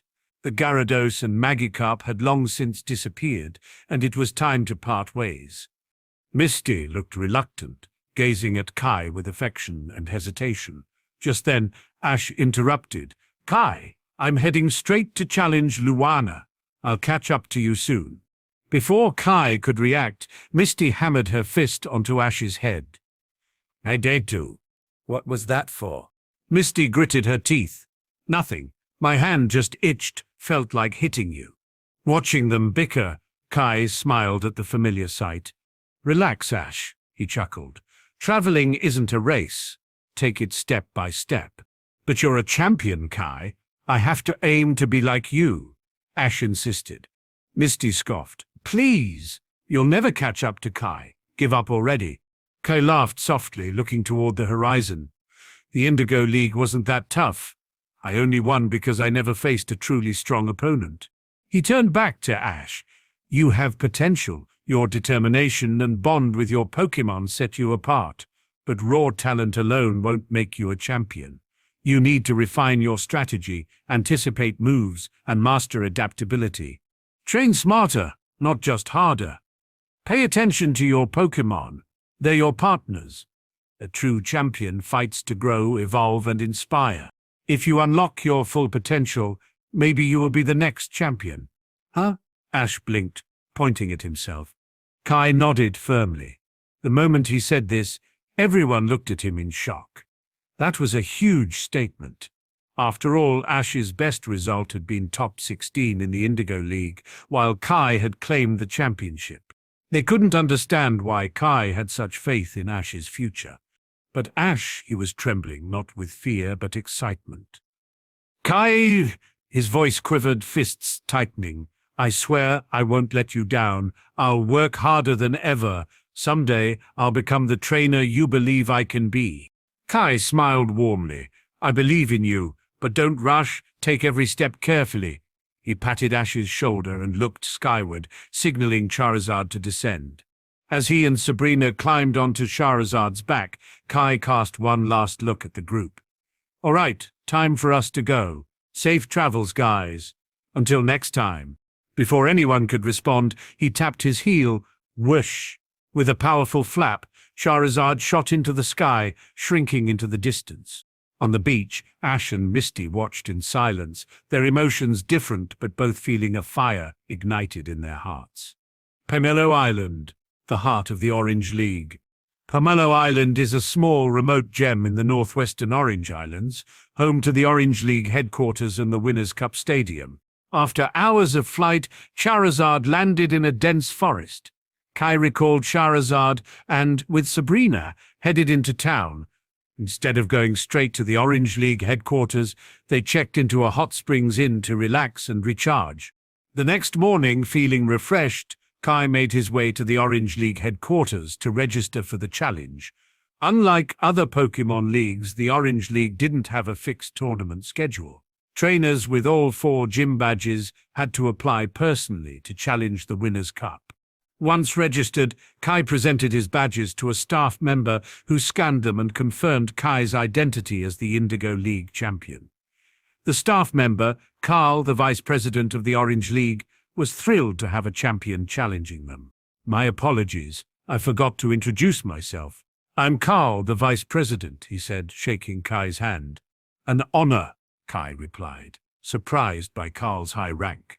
Carl explained that challenges were rare in the Orange League, making Kai's presence a significant promotional opportunity. By the way, who is this young lady? Carl asked, gesturing to Sabrina. Kai introduced her, but she was distracted by a nearby Dragonite statue. Carl explained the statue's significance, noting that the current chief trainer owned a powerful Dragonite and had never been defeated in the Winners' Cup. Kai thought to himself, what a coincidence. I haven't been defeated either. After completing Kai's registration, Carl offered to show them the battle arena. Your match is scheduled for tomorrow at 10 a.m. Let me familiarize you with the stadium, he said confidently. As they left the headquarters, Kai asked, what if another challenge arrives? Don't worry, Carl chuckled. It's been a long time since anyone challenged us. We climbed a flight of stone steps leading to Pomelo Stadium, which resembled an ancient Roman Colosseum. The grand structure stood atop a hill, impressive even from afar. This is the arena where you'll battle tomorrow, Carl said, pride evident in his voice. It can hold up to 20,000 spectators, making it the largest stadium in the Orange League. Though 20,000 seats seemed small compared to major leagues, Kai didn't care about the audience size. His focus was on victory. "What are the rules for the Winners' Cup?" he asked. Carl replied, "It's a full 6-on-6 battle. When either side loses 3 Pokémon, the battlefield will change." Oh? Kai raised an eyebrow. "I thought this standard battlefield was the only one used for the final match." Carl chuckled. "That's just a basic training field. It has an elevator system beneath it that allows us to switch battlefields during the match." Kai nodded, intrigued. After leaving Pomelo Stadium, Carl led them to a slightly smaller building nearby. The architectural style of the building was similar to Pomelo Stadium, with stone pillars and marble, but its large domed roof gave it a darker, more solemn look. "All right," Carl said, stopping in front. "This is the Palace of Victors, or the Hall of Champions. It honors those who have triumphed in the Winners' Cup." As they entered, 2 Dragonite statues stood at the entrance. Inside, Kai noticed several Pokémon statues, mostly common species from Kanto and the Orange Islands, like Venonat and Pidgeot. Behind them were display cases containing rectangular stone slabs, each marked with Pokémon footprints and an elegant photo frame. Kai examined one frame, which showed a past Winners' Cup champion with their Pokémon holding a golden trophy. Carl explained, "These photos and footprints belong to the honorary trainers and their Pokémon. If you win tomorrow, your name and Pokémon's footprints will be recorded here for future generations to admire." The idea of leaving a permanent mark intrigued Kai. As someone who felt like a drifting leaf, having his name etched in history would mean he truly existed in this world. "Mr. Carl, do these statues represent the ace Pokémon of past trainers?" Kai asked. "Sort of," Carl replied. "They represent the Pokémon that performed best in their Winners' Cup battles." "That's odd," I noticed the sparse hall. "With so many battles over the years, why are there so few statues?" "The palace was built just over a decade ago," Carl explained. "It only records recent honorary trainers. Plus, our current chief trainer, Drake, has been undefeated since he took the title." Kai recalled Drake's name, knowing Ash eventually defeated him. But Ash's unpredictable battles made it hard to gauge Drake's true strength. Since Carl spoke highly of him, Kai knew he had to take Drake seriously. After their tour, they returned to the Orange League headquarters, where Carl noted no new challengers had arrived. "I need to promote tomorrow's match," he said. "Have you found a place to stay?" Kai shook his head. "I've got a small inn in town with a hot spring and great food." Carl smiled knowingly, sensing they were a couple. "Very well, I'll see you tomorrow at Pomelo Stadium." After parting ways, Kai and Sabrina strolled toward the town center. Suddenly, Sabrina scoffed, "That Carl guy is such a hypocrite." "No?" Kai was surprised. "Why do you say that?" "He's clearly hoping Drake wins tomorrow, but pretends to wish you luck," she replied. Kai chuckled. "That's not hypocrisy, it's politeness. He can't say he hopes his chief trainer stays undefeated right in front of me." Sabrina sighed, wishing for simpler communication. Once in the town center, they walked to Pomelo Beach, enjoying the waves. They rented a parasol and lounge chairs, letting their Pokémon play on the sand while Kai researched the Winners' Cup on his phone. He discovered a unique rule: the defending champion, Drake, couldn't switch Pokémon during the match. This meant Kai could strategize while Drake was restricted. "That's strange," Sabrina said, frowning. "This rule is unfair to the chief trainer." "Yeah, it is," Kai agreed, "but even with those rules, Drake has never lost. I can't underestimate him." Just then, Sabrina's expression changed. "Something's approaching fast." Kai turned to the ocean, spotting a dark figure flying low. It was a muscular man riding a Dragonite, soaring over the waves. The Dragonite suddenly shot up into the sky, diving toward Pomelo Stadium, causing an uproar among beachgoers who recognized the trainer. Kai and Sabrina exchanged glances. Was that Drake? They had just been studying him and now they saw him in person. After a moment, they walked to a nearby fruit stall. The owner, a middle-aged man, eagerly greeted them. Kai noticed some juicy-looking oranges. "Oranges? I thought they ripened in late autumn. These are warm oranges, a specialty of the Orange Archipelago, the owner explained, peeling one open. They're sweet and juicy. Kai took the orange, splitting it with Sabrina. As they bit into it, juice flooded their mouths. Wow, that was delicious, probably the best orange I've ever had, Kai exclaimed, giving a thumbs up. The stall owner beamed with pride, thrilled to see outsiders appreciate the local produce. Suddenly, a car adorned with Orange League symbols cruised down the beachside road, a loudspeaker announcing, "Attention residents of the Orange Islands, tomorrow at 10 a.m. a rare Winners' Cup battle will take place at Pomelo Stadium, free admission for all." "A match tomorrow?" The stall owner's face lit up. "Finally, I've been waiting ages." Curious, Kai asked, "Why are you closing up early?" The stall owner grinned. "I need to get a ticket. If I don't hurry, I might miss out." But the announcement said entry is free. Kai replied, puzzled. "Sure, but if you want a good seat, you have to book ahead. Otherwise, you'll be stuck watching from the edges." He then turned to Kai and Sabrina. "You two should definitely check it out. It's a rare event, and I guarantee you'll love it." Kai couldn't help but ask, "I've heard Drake is really strong." "Absolutely," the stall owner exclaimed. "Drake is the best trainer here. His Pokémon, especially his Dragonite, are incredibly powerful." Kai continued, "If he's that strong, why the long gap between battles?" "Isn't it obvious?" The stall owner laughed. "Drake's too strong. Most challengers can't even get past their first Pokémon, Ditto. You'll see, whoever challenges him will lose just like the rest." Kai chuckled, feeling underestimated. "How about a bet?" "A bet?" The stall owner blinked. "Yeah, I bet the challenger will win." "Interesting," the stall owner laughed. "What's your wager?" Kai eyed the stall's oranges. "Let's bet on these. If I win, I get dozens for free. If I lose, I'll buy double at full price." "Deal," the stall owner agreed confidently. After leaving the beach, Kai and Sabrina headed back to their inn. Sabrina seemed puzzled about the bet. "You're a champion. Why bet with a random merchant? Won't people look down on you?" Kai laughed. "It was just a spur-of-the-moment thing. Imagine his reaction when he realizes I'm the challenger." Sabrina rolled her eyes. "That's so pointless." Kai comforted her. "It's harmless fun. He made a blind assumption about Drake winning without knowing who his opponent is." Once at the inn, Kai kicked off his shoes and flopped onto the bed, thinking about his strategy for tomorrow. Sabrina turned on the TV, and the old ceiling fan creaked overhead.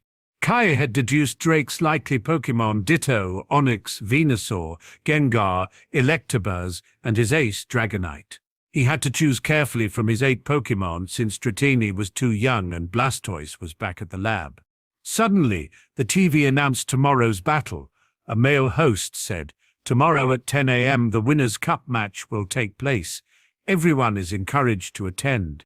The female host chimed in, "It's been ages since the last battle. I can't wait." The male host added, "Drake's opponent is no ordinary challenger. He's someone special." "Who is he?" the female host asked. The male host dramatically revealed, "It's none other than the recent Indigo League champion, Kai." "What? Kai?" she gasped. "He's here? I watched his matches." "Exactly. After conquering the Indigo League, he set his sights on the Orange League. It's a showdown between 2 undefeated trainers. Will Drake continue his streak, or will Kai claim victory?" Sabrina turned to Kai. "They're really taking you seriously." "I wasn't expecting this," he admitted. "I just wanted to be treated like a normal challenger, but now everyone knows." Kai knew tomorrow's match would spark major discussions, not just locally but across Kanto as well. He glanced at his Pokeballs, Gardevoir, Gyarados, Charizard, Jolteon, Venusaur, Crystal Onix, and Scyther. After a quick meeting with his Pokémon, Kai found it hard to sleep that night. To distract himself, he talked with Sabrina until he finally drifted off. By 8 a.m. the next morning, Pomelo Island was bustling with people heading to the stadium. The sidewalks were packed, filled with excited chatter about the upcoming match. At 8:40 a.m., Kai arrived at Pomelo Stadium's side entrance, disguised with a hat, sunglasses, and a face mask. Sabrina walked beside him, and they were greeted by Carl and a league official, along with reporters waiting for Kai's arrival. Seeing the scene, Kai sighed. Quite the reception. Feels like they're welcoming a movie star, except I had to walk here. Sabrina smirked. What's wrong, getting cold feet? Of course not. Kai shook his head as they crossed the street toward Carl. After all that hype yesterday, I show up looking so plain. I bet all the Orange League fans will think, this guy? That's it? Sabrina raised an eyebrow. You're acting sentimental. Isn't being underestimated what you wanted? It gives you an advantage. That's called playing the fool to trick the tiger, Kai corrected, then sighed. But I realized I'm carrying more than my own reputation. As the Indigo League champion, my presence affects the league's standing. If I lose, it's not just me, it's the league's credibility. Sabrina patted his back. Don't put too much pressure on yourself, just focus on doing your best. Kai looked at her, surprised she was comforting him. It showed how much she had changed since they first met. As Kai approached Carl, his disguise fooled the Orange League official at first. But when Carl spotted Sabrina, he did a double take. Wait, Kai, is that you? Why are you dressed like this? Kai sighed. The match is about to start. If I showed up without a disguise, I'd get mobbed by fans or journalists. Unfortunately, his precautions failed. Reporters pounced as soon as they heard his name. Mr. Kai, can I ask you a few questions?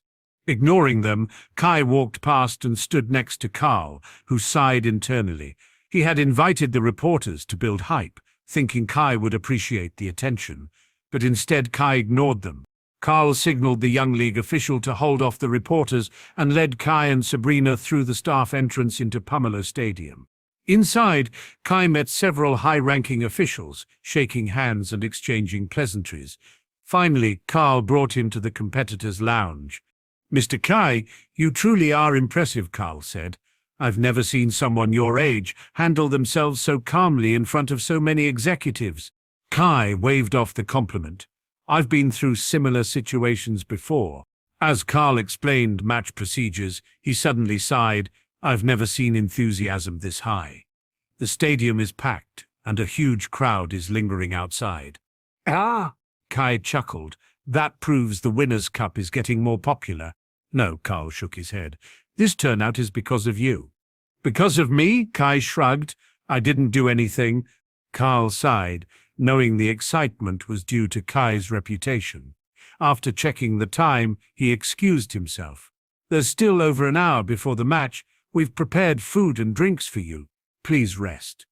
Once Carl left, the room quieted, leaving Kai and Sabrina. He locked the door and observed the lounge, which was equipped with monitors and tactical gear, but also cozy amenities. Hearing the muffled roar of the crowd outside, Kai felt his blood pumping. He had fought many battles, but the thrill never got old. Surprisingly, once inside, all distractions disappeared. Instead of feeling nervous, he felt focused. Kai smiled to himself. Maybe he really thrived on big matches. He released some Pokémon to adjust to the atmosphere while he reclined on the couch, closing his eyes to rest. Meanwhile, on Shemati Island, a group gathered in a banquet hall, tuning in to the Winners' Cup broadcast. Melody shouted, "Hurry up, sis! It's about to start." "Coming," Carol replied, emerging from the kitchen with fruit platters. "Don't rush," Carol teased. "There's still time before the match starts." Melody giggled, popping a grape into her mouth. "Who do you think will win?" Carol smirked. "Who do you want to win?" Melody blushed. "Obviously, I want Kai to win. He saved the world." "Is that the only reason?" Carol asked knowingly. "Or do you like him?" "Stop it," Melody pouted, but Carol frowned. "I've heard Drake is extremely strong. Since becoming chief trainer, he's defeated dozens of challengers." "So what?" Melody replied proudly, "I believe Kai will win." Meanwhile, in Vermilion City, Professor Cerise's family and Chloe gathered around a TV, eager for the live broadcast. When Chloe learned Kai would compete, she told her dad, who took the day off to watch the match. In a nearby Pokémon trainer club, loyal supporters of Kai were also glued to the screen, excited for the battle against Drake. As the clock struck 10 a.m., the announcer's booming voice echoed across Pomelo Stadium. Ladies and gentlemen, welcome to the Orange League Winners' Cup. The moment we've all been waiting for has arrived. The crowd's energy peaked as the announcer continued. Now let's welcome the chief trainer, our undefeated champion Drake. Drake walked out, muscles flexed, and the crowd erupted in deafening cheers. Once the cheers died down, the announcer said, "And now let's welcome the Indigo League champion, Kai." Kai took a deep breath, rising from his seat. "It's time," he murmured. Haunter floated beside him, grinning. "I've been waiting for this." Trainer and Pokémon stepped onto the battlefield, greeted by cheers. Though not as loud as Drake's, it was clear Kai was respected among Orange League fans. Among the crowd, a middle-aged fruit vendor stared at the screen in shock. "Who had a bet? It's him?" The traveler he bet against yesterday was Drake's opponent today. Kai and Drake walked to the center of the battlefield and shook hands, sizing each other up. Drake stood tall and muscular, matching Kai's height but exuding a rugged strength from years of battling in the Orange Archipelago's sun. Around his neck hung a Pokeball necklace, his ace, Dragonite. Drake smirked. "Welcome to the Orange Islands. I've been looking forward to battling you." Kai smiled back confidently. "Same here." The commentators picked up on their intensity. This is a historic matchup.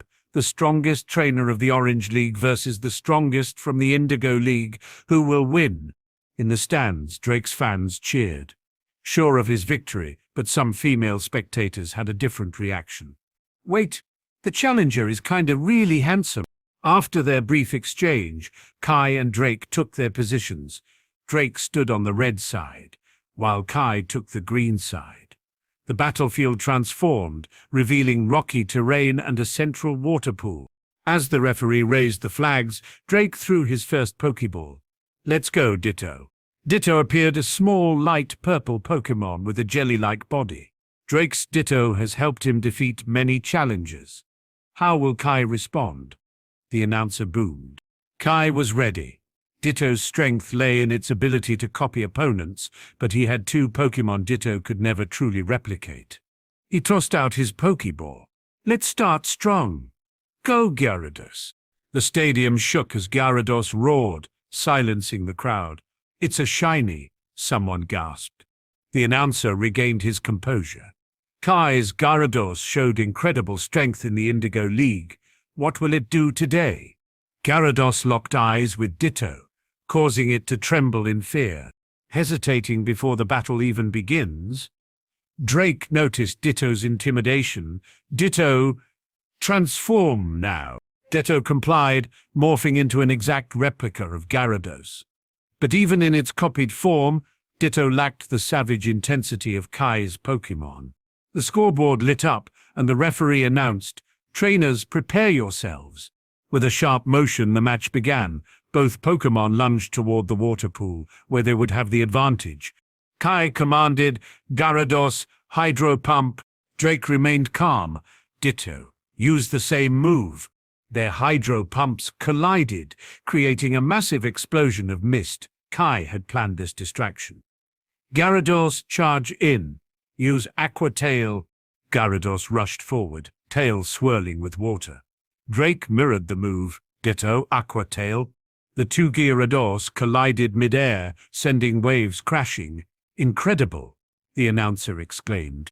But Kai knew better. He grinned. "Gyarados, let's show them your real power. Let's go on a rampage." Gyarados roared with fury, and Drake's expression darkened. Wait, Thrash? Using Thrash meant losing control, a risky move that could leave Gyarados vulnerable. On the battlefield, Gyarados thrashed violently, sending waves crashing. Ditto instinctively recoiled, sensing the difference in rage. As Drake hesitated, Gyarados lunged, jaws snapping at Ditto's neck. "Ditto, dodge it," Drake shouted. Ditto barely escaped, but they remained entangled in the water. Gyarados slammed its head into Ditto's body, causing it to stagger. Drake decided, "Ditto, Use bite. Keep it locked down. Ditto sank its fangs into Gyarados's neck, but Gyarados retaliated, clamping its jaws around Ditto's neck. Now both Pokémon were locked in a fierce struggle. Despite Ditto's replication, it lacked the experience needed for survival instincts. Ditto faltered first, releasing its grip. No, Drake's heart sank. Seizing the moment, Gyarados whipped Ditto into the water, creating massive waves. If that's how it is, then we'll match its madness. Ditto, use Thrash. In a desperate attempt, Ditto's eyes turned red, consumed by fury, but even in its berserk state, it was overpowered. The crowd watched in stunned silence as Gyarados continued its assault. Suddenly, a deep gash split open on Ditto's body, sending a rush of red into the water. "Too violent," some spectators gasped. The announcer shouted, "Why? Why? Why? Why can't Ditto win despite mirroring Gyarados perfectly?" The question hung in the air, leaving the audience whispering among themselves. No one could grasp what was happening, but Kai understood. Gyarados fought with pure primal rage, a beast forged by countless battles. It lacked technique, only delivering relentless destruction. Ditto was just a perfect copy, but a copy could never outmatch the original. As Ditto went limp, transforming back into its pink blob form, Gyarados continued to thrash the water. Drake's face hardened. "Enough? Stop?" Kai shook his head. Gyarados is out of control now. Drake clenched his jaw, knowing Kai was right. He recalled Ditto before it could take more damage. The referee raised the green flag. Ditto is unable to battle. The winner of the first round is Kai. The Orange League spectators sat frozen, their applause weak and scattered. No one expected such a brutal, one-sided battle. But in Kanto, where the biker gang and Professor Ceres' family watched, cheers erupted. Yes, he did it. Back on the battlefield, Kai recalled Gyarados to let it recover. Drake rubbed his temples. "I have to admit, that's the strongest Gyarados I've ever seen." Kai smiled. "Thanks." But the match wasn't over. Drake reached for his next Pokeball. "Let's see how you handle this one." Drake wasn't shocked about Ditto's defeat. He expected Kai's Gyarados to be powerful. What surprised him was how quickly Ditto lost. He took a deep breath and nodded at Kai. "Your Gyarados is strong, but this match is far from over." Kai smiled slightly. "Your Ditto was no pushover either. Unfortunately, it faced my Gyarados. Nothing beats the real thing." Drake's eye twitched. Did Kai realize how arrogant that sounded? Instead of annoying him, Kai's confidence excited him. Maybe Kai was the challenger he had been waiting for. With a grin, Drake threw his next Pokeball, and a massive Onix materialized. The announcer exclaimed, "Ah! It's Drake's Onix! Will it turn the tables for Drake?" Drake's supporters roared, shaking off the shock of Ditto's defeat. Kai remained calm. He saw Onix's glaring weakness. "Venusaur, let's do this." Venusaur landed heavily, locking eyes with Onix. The announcer noted, "Kai is taking advantage of type matchups." Kai heard the commentary but didn't react. Type matchups were part of Pokémon battles. If Drake had an issue, he should have prepared better. As both Pokémon locked into position, the referee raised the flags. "Trainers, prepare for battle." Kai took the initiative. Venusaur, Vine Whip. Two thick vines lashed toward Onix, but Drake commanded, "Onix, dig."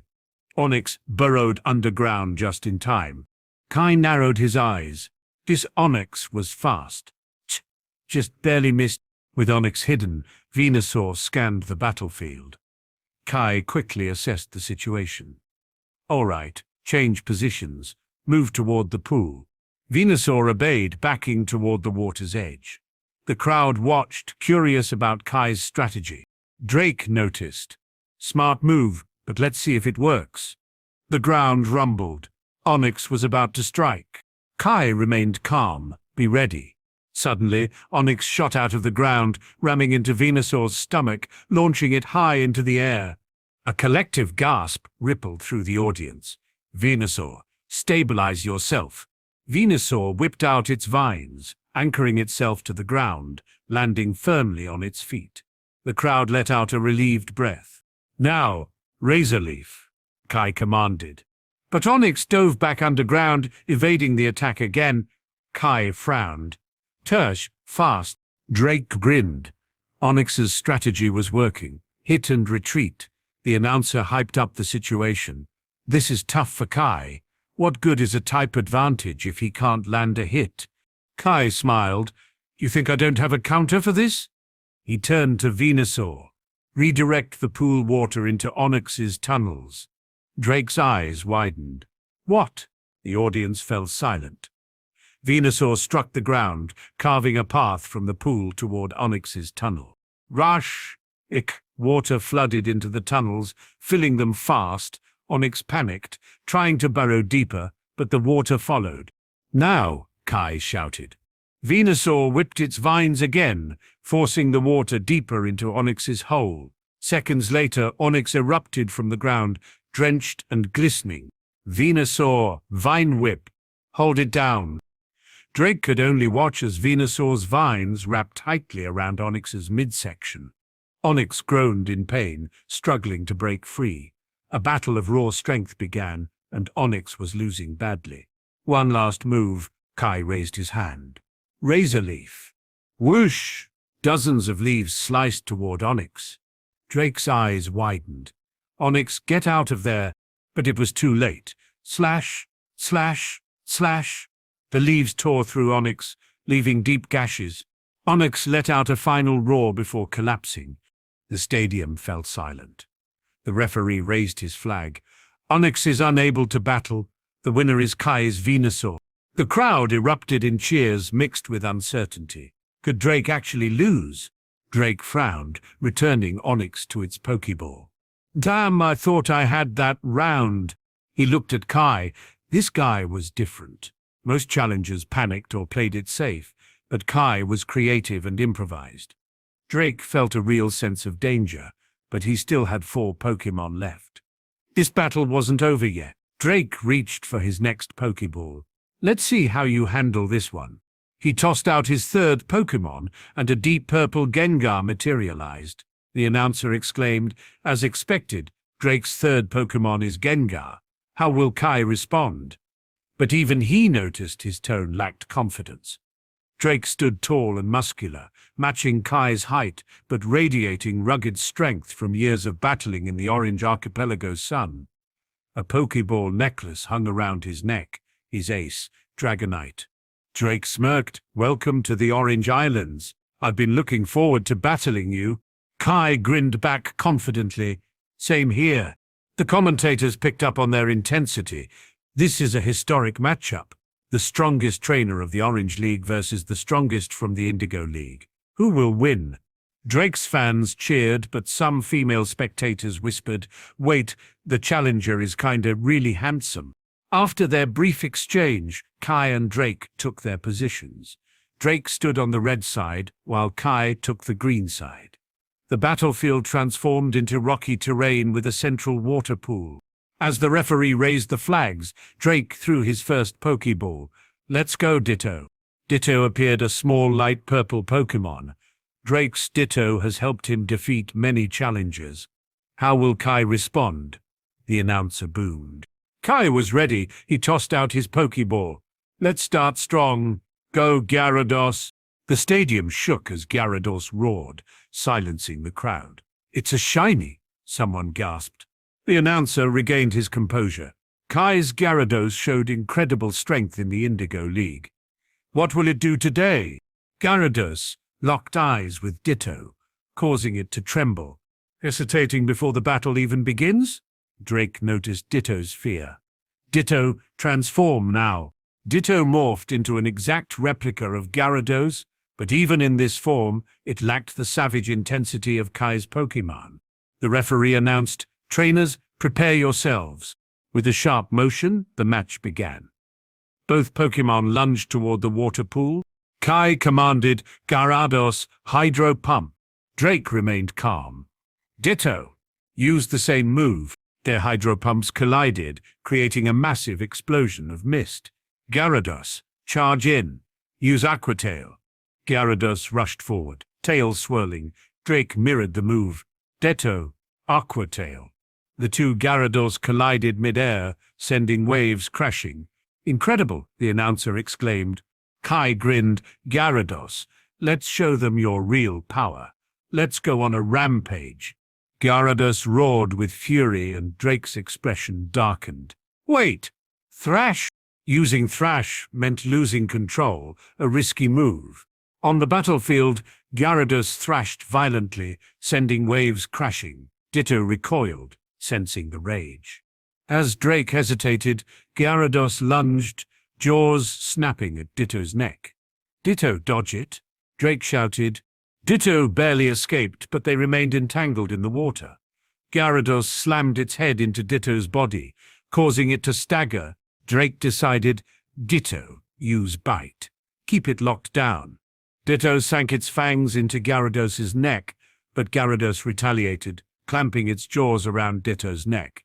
Both Pokémon were locked in a fierce struggle. Despite Ditto's replication, it lacked survival instincts. Ditto faltered first, releasing its grip.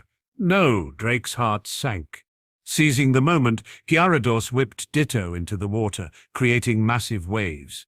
If that's how it is, then we'll match its madness. Ditto used Thrash. In a desperate attempt, Ditto's eyes turned red, consumed by fury, but even in its berserk state, it was overpowered. The crowd watched in stunned silence as Gyarados continued its assault. Suddenly, a deep gash opened on Ditto's body, sending a rush of red into the water. Too violent, some spectators gasped. The announcer shouted, "Why can't Ditto win despite mirroring Gyarados perfectly?" The question hung in the air, leaving the audience whispering among themselves. In the trainer's corner, Kai watched as Gengar entered the battlefield and recalled Venusaur. He had several options to counter Gengar, but he confidently turned to his side. Haunter was already looking back at him. Their eyes met, and Haunter laughed. "Kikihi. Let me take this battle." "I was thinking the same thing," Kai grinned. "It's all yours." "Don't worry, I'm not going to lose." Haunter floated toward the battlefield, shocking the announcer. Kai is sending out a Haunter against Gengar?" The audience was puzzled. "Haunter? Isn't that Gengar's pre-evolution? Why choose it over Gyarados or Venusaur?" Had winning 2 rounds inflated Kai's confidence? Drake, however, remained serious. "Gengar! Kehe, mind your tongue, whelp. I've seen insects with longer legacies than you." Despite their playful banter, Drake knew Kai wouldn't take the match lightly. If Kai had confidence in Haunter, it must have something special. When the battle began, Haunter proved everyone wrong. Who said an unevolved Pokémon couldn't defeat an evolved one? As a notorious prankster, Haunter toyed with Drake's Gengar, countering every attack with ease.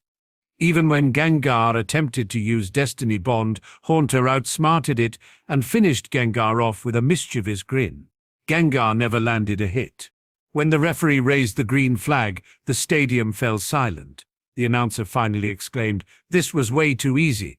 The power gap is massive. It's now 3-0. Drake sighed, looking down at his fallen Gengar. This loss was absolute. What unsettled him most was that Kai hadn't given a single command. Haunter fought purely on instinct and strength. "What an incredible Haunter," Drake muttered as he recalled Gengar. The announcer echoed his thoughts. "That Haunter is unbelievably strong, but why hasn't it evolved yet?" Haunter turned toward the commentary box with a sly grin. Suddenly, its body glowed with radiant light. As the glow faded, the audience gasped. It evolved." The announcer was confused. "But wait, Haunter didn't gain any experience in battle. How did it evolve?" Kai sighed, knowing Haunter had chosen this moment to shock everyone. Gengar strutted back to Kai, looking smug. "I didn't embarrass you, did I?" Kai shook his head, chuckling. "You did great, but next time don't do that again." Gengar blinked, confused. Was I not flashy enough?" "No, you were too flashy," Kai replied. "You ruined the mystery of my final trump card." Gengar crossed its arms, narrowing its eyes. "Wait, I'm the trump card. Kai hugged Gengar, ruffling its head. What are you talking about? You're my most reliable partner. Gengar beamed with delight, unaware that 3 Ultra Balls on Kai's belt were shaking in protest. The referee stepped forward, signaling a match pause. The battlefield will now be changed. With 3 Pokémon down, the field reset to give Drake a chance to turn the tide. Kai leaned back, unfazed by the crowd's whispers of admiration and hostility. He was 3 wins away from securing his 2nd championship trophy and had no intention of slowing down. The announcer continued, "It's been years since we saw a battlefield change. This proves how exceptional Kai is." The Orange League fans were uneasy. Many had never seen Drake lose a match, let alone be pushed this far. "It's time for the new battlefield." A loud mechanical hum filled the air. Kai opened his eyes as the battlefield transformed into a lush grassy field, ideal for stealthy Pokémon. The announcer exclaimed, "We've got a grass field. This is perfect for Pokémon that rely on stealth." As the crowd erupted, Kai and Drake returned to their zones. Meanwhile, Ash, Misty and Tracy rushed through the streets of Pomelo Island. "Misty, Tracy, hurry up, we're gonna miss it." Ash called, excitement in his eyes. Misty panted, "Ash, wait up, you're running too fast." Tracy wiped his forehead. "Relax, Ash, the match isn't over yet." Spotting the stadium entrance, Ash felt anxious. "I need to see this with my own eyes." They squeezed through the packed audience, and Ash froze in shock at the scoreboard. 4-0. No way, he's already winning this much. Misty followed his gaze, seeing Kai's Scyther knock out Drake's Venusaur. "Wow, that was amazing." The announcer shouted, "And that's another one down. It's 4-0. Misty cheered, "Kai's gonna win this." The battle reached its 5th round. Standing on the edge of defeat, Drake sent out Electabuzz. Kai responded with his Crystal Onyx, shimmering brilliantly under the sunlight. Everyone was stunned by its breathtaking appearance. "Is that an Onyx? What an incredible color!" The announcer marveled. "This isn't just a shiny Pokémon, it's a unique variant. Could it be the legendary Crystal Onyx from Sunburst Island?" The audience was enlightened. "So this Onyx is called Crystal Onyx." Among the viewers, glass artisans from Sunburst Island were thrilled. After years of searching, they finally saw the legendary Crystal Onyx. But as the initial amazement settled, they realized this battle would be tough for Drake. Crystal Onyx had a massive advantage over Electabuzz, making its electric-type attacks useless. The audience was on edge, fearing Drake might face yet another crushing defeat. "He's going to lose again, isn't he?" Their emotions shifted from confidence to doubt, now resigned to the inevitable. As the battle began, their fears came true. Electabuzz struggled against Crystal Onyx. With electric-type moves useless, it could only rely on normal-type attacks, which were ineffective against Onyx's high defense. Electabuzz had to dodge constantly, and while it had low kick to deal double damage, it was a slim chance. In the end, Crystal Onyx trapped Electabuzz with Rock Tomb and followed up with Rock Slide, decisively ending the match. He won again. This marked Drake's 5th consecutive loss. The audience wondered if Kai would maintain his undefeated streak, but they didn't feel humiliated. Losing to such a strong trainer was a testament to Kai's power.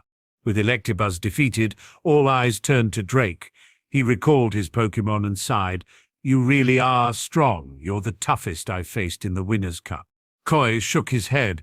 "I'm not the strongest. I've just been lucky with my Pokémon."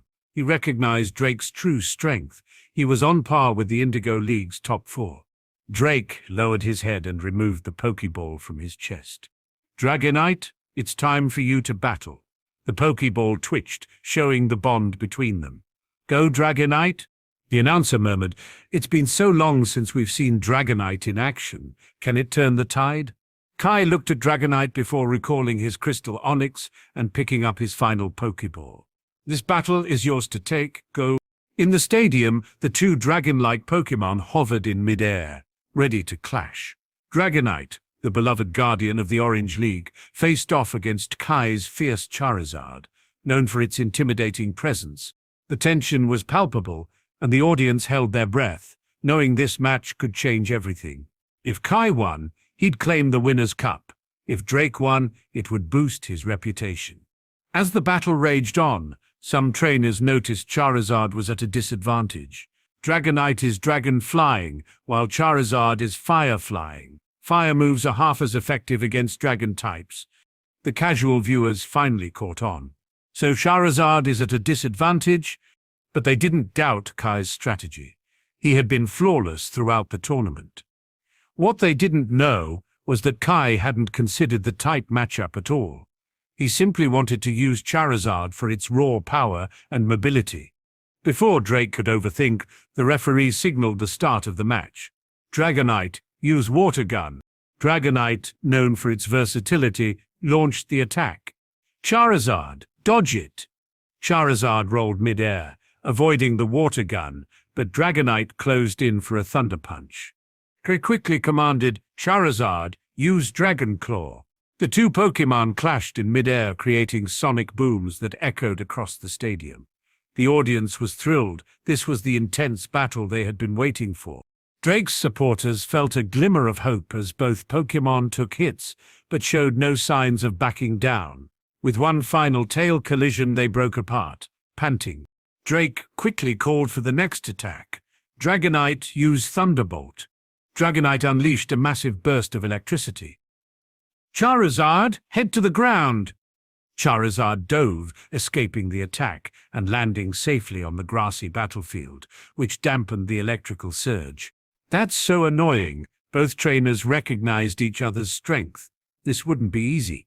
Kai recalled that this Dragonite had a legendary move pool, making it a formidable opponent. Charizard, it's our turn to counterattack. Use Dragon Rage. As Charizard unleashed a blue energy blast, Dragonite dodged effortlessly. Seizing the moment, Drake commanded, Dragonite, use Rocket Headbutt. Dragonite dove like a meteor, but Charizard twisted in time, catching Dragonite's arm mid-dive. Charizard spun Dragonite around before hurling it toward the ground. Thud! Dragonite crashed into the grassy field, rolling to a stop. The thick grass cushioned the fall, but it was now covered in grass stains and slightly dazed. A critical moment had arrived. Seeing Dragonite struggling to regain focus, Kai's eyes gleamed. Charizard, use Dragon Claw. Charizard charged forward, its claws glowing green as it slashed downward at Dragonite. Dragonite, dodge it! Drake shouted urgently, but it was too late. Charizard's claws struck Dragonite in the stomach, causing it to stumble back with a groan. Follow up with Air Slash. Kai commanded. As Dragonite attempted to take flight, Charizard swung its claws, sending an energy wave slicing through the air. Boom! The Air Slash hit Dragonite hard, sending it soaring backward. With each hit, Dragonite's stamina dropped, and Charizard felt relieved. But just as it relaxed, Dragonite sprang up and fired a water gun, catching Charizard off guard. Zap!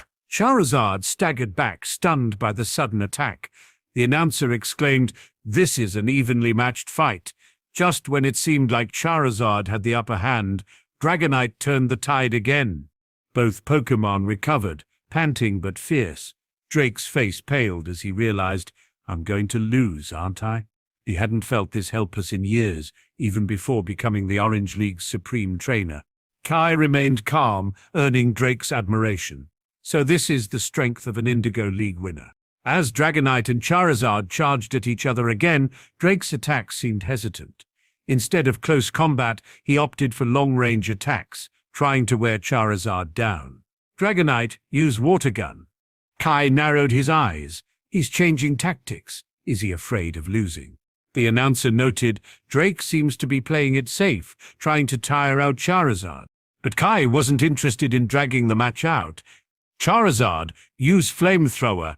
The announcer was puzzled. A fire-type attack? But fire moves are half as effective against Dragonite. Kai didn't respond. He wasn't aiming to hit Dragonite. Charizard's flames ignited the tall grass, quickly engulfing half the battlefield. Huh? The field is on fire?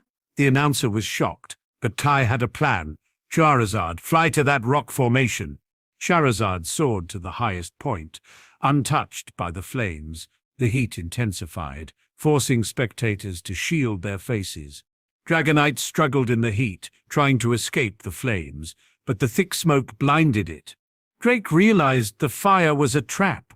This is too much. Even water gun won't put it out. Dragonite was overwhelmed by the flames. Dragonite doesn't have a single safe place to stand, the announcer exclaimed. Drake gritted his teeth.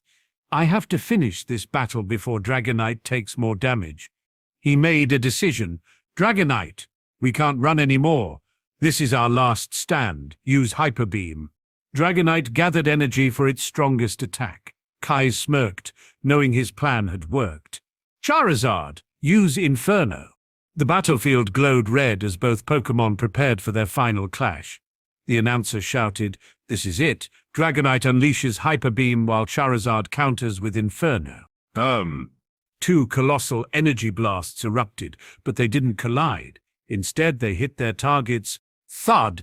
Both Pokémon crashed to the ground, unmoving. The entire stadium fell silent. The announcer's voice trembled as he said, "Both attacks landed. Who will rise victorious?" Seconds passed before movement was seen. Charizard slowly rose to its feet. "It's Charizard!" the announcer screamed. "Its fighting spirit has allowed it to stand up first." Kai sighed in relief. Charizard had absorbed the hit and still had some stamina left, but Dragonite lay still, unable to move from the Hyper Beam's side effects. Drake's face went pale as he shouted, but Dragonite couldn't get up. Charizard took a final step forward, looking down at its fallen opponent with respect. Kai called out, "It's time to end this. Charizard, finish it with Dragon Claw." Charizard slashed down with all its strength. Bam! Dragonite groaned before collapsing. Unconscious, Dragonite is down. The announcer's voice rang out, trembling with emotion. Drake had lost. The pride of the Orange League had been defeated by the Indigo League champion. Cheers erupted in Kanto, celebrating Kai's victory. The referee raised the green flag, declaring Kai the victor. The scoreboard faded all of Drake's Pokémon to grey. The announcer spoke with genuine admiration. "Congratulations to Kai for defeating Drake and becoming the newest Winners' Cup champion. His Pokémon have shown stunning strength." Keikoi! Keikoi! The audience applauded, acknowledging Kai's skill and charisma. Back on the battlefield, Drake recalled Dragonite, ensuring it was unharmed. Kai withdrew Charizard, proud of its growth from the battle. Staff members rushed in, releasing Squirtle to extinguish the flames. The once pristine arena was now muddy and charred. Drake approached Kai, extending his hand. "That was an exhilarating battle. Congratulations, you are now the honorary trainer of the Orange League." Kai shook his hand firmly. "Thank you, and sorry if my Pokémon went a little overboard." Drake chuckled. "No need to apologize. When fighting for victory, you have to give it everything you've got." Drake hesitated, debating whether to ask something. Finally, he said, "Actually, I have a question for you." Kai blinked. "A question?" "Yes," Drake replied. "Your Pokémon are incredibly strong. How do you train them?" Kai scratched his head. "Honestly, just regular training." Drake looked disappointed. Sensing it, Kai smiled. "But if you want my advice, don't stay in one place. Travel, challenge powerful trainers, and push your Pokémon beyond their limits. That's the fastest way to improve." Drake sighed with a wry smile. "Traveling, huh?" He had done that before, but felt he had reached his limit in the Orange League. Kai grinned. "Speaking of strong trainers, have you heard of Lorelei?" Drake's eyes widened. "The Kanto Johto Elite Four member?" "Exactly," Kai said. "She's visiting the Orange Islands soon. If you want to level up, why not challenge her?" Drake hesitated. "Challenge Lorelei?" "Yes. Battling her will push you to your limits. I know her personally, so if you tell her I sent you, she might give you special treatment." After thinking it over, Drake nodded firmly. "All right, I'll take on the challenge." Kai smirked. "Good, but don't rush off yet. A young boy is planning to challenge you soon. Defeat him first." Drake raised an eyebrow. "A young boy?" "Yeah, around 10 years old. Don't underestimate him. He's stronger than he looks." Intrigued, Drake asked, "Is he a friend of yours? Any distinct features?" He wears a cap and is always with a Pikachu. You can't miss him. He may look goofy, but he's tough." Drake chuckled. "All right, I'll take this battle seriously." With newfound resolve, he declared, "Next time we meet, I'll be stronger. I'll be the one challenging you." Kai laughed. "I'll be waiting." They exchanged contact info and added each other as friends. Carl then approached, carrying the Winner's Cup trophy. Drake accepted the trophy and ceremoniously handed it to Kai. "Congratulations. You earned this." Tai smiled, raising the trophy high. Confetti erupted and cameras flashed, capturing the moment. Though the Orange League didn't have an official champion title, this trophy was significant. It was his second major championship. Carl smiled and clapped. "Congratulations, Kai. You are now the honorary trainer of the Orange League." But this victory had mixed feelings for Carl. The good news: Winners' Cup broadcast ratings hit an all-time high. The bad news: the Orange League champion had been crushed, and the world knew it. This humiliation would haunt them for years. After Drake and Carl left the stage, a staff member approached Kai. "Mr. Kai, we need an official victory photo with you and your Pokémon. Could you please release all the Pokémon that participated?" Kai nodded. Of course. He released his 5 Pokémon, joining Gengar, and arranged them for the photo. Gyarados and Crystal Onyx stood tall in the back, while Charizard and Scyther were on his left, and Venusaur and Gengar on his right. The arrangement was visually stunning, with all 6 Pokémon radiating confidence. At the center, Kai raised the Winner's Cup high, a true champion. Click. The moment was immortalized. The staff member smiled. "Once developed, one copy will go in the Hall of Victors, and another will be yours. Which Pokémon would you like to immortalize in a statue?" Kai paused, then chose Charizard. It had defeated Dragonite, Drake's strongest Pokémon, making it deserving of the honor.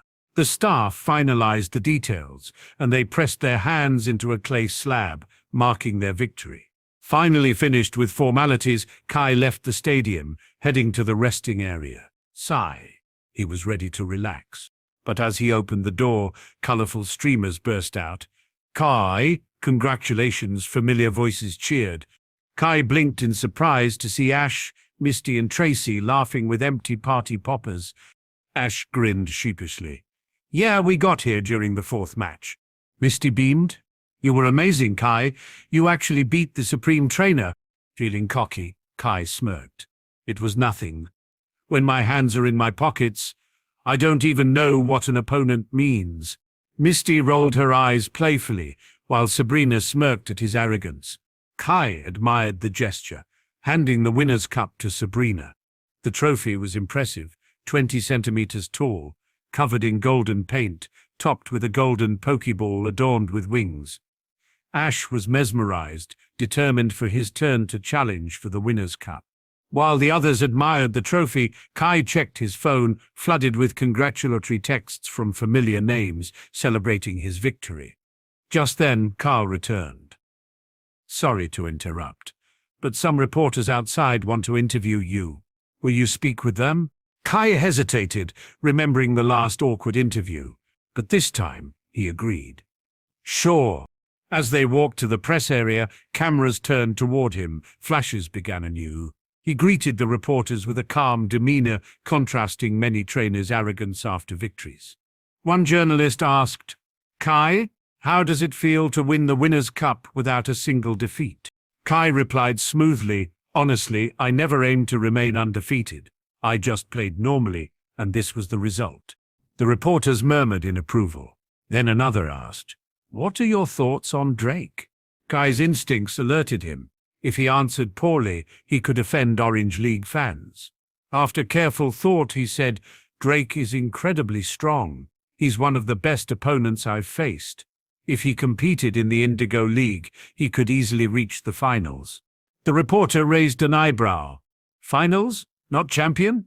Kai smirked, letting his confidence show. "Because no matter how hard he tries, I'll still be the champion." The press room erupted. Bold, audacious, unapologetic, no one could deny his confidence. He had the trophies to prove it. After leaving the stadium, Kai and his friends walked toward the rental house. It was past 4 p.m. Crowds were dispersing, but still discussing the battle. To avoid recognition, Kai donned a hat and sunglasses. Fame came with a price. He needed peace. Once at the rental house, Kai ordered a massive feast to celebrate properly. As night fell, he released his larger Pokémon into the courtyard, while the smaller ones joined him inside around a low tatami-style table.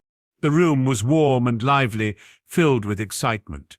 The landlady, thrilled to host a famous guest, added extra sushi and sake to their meal.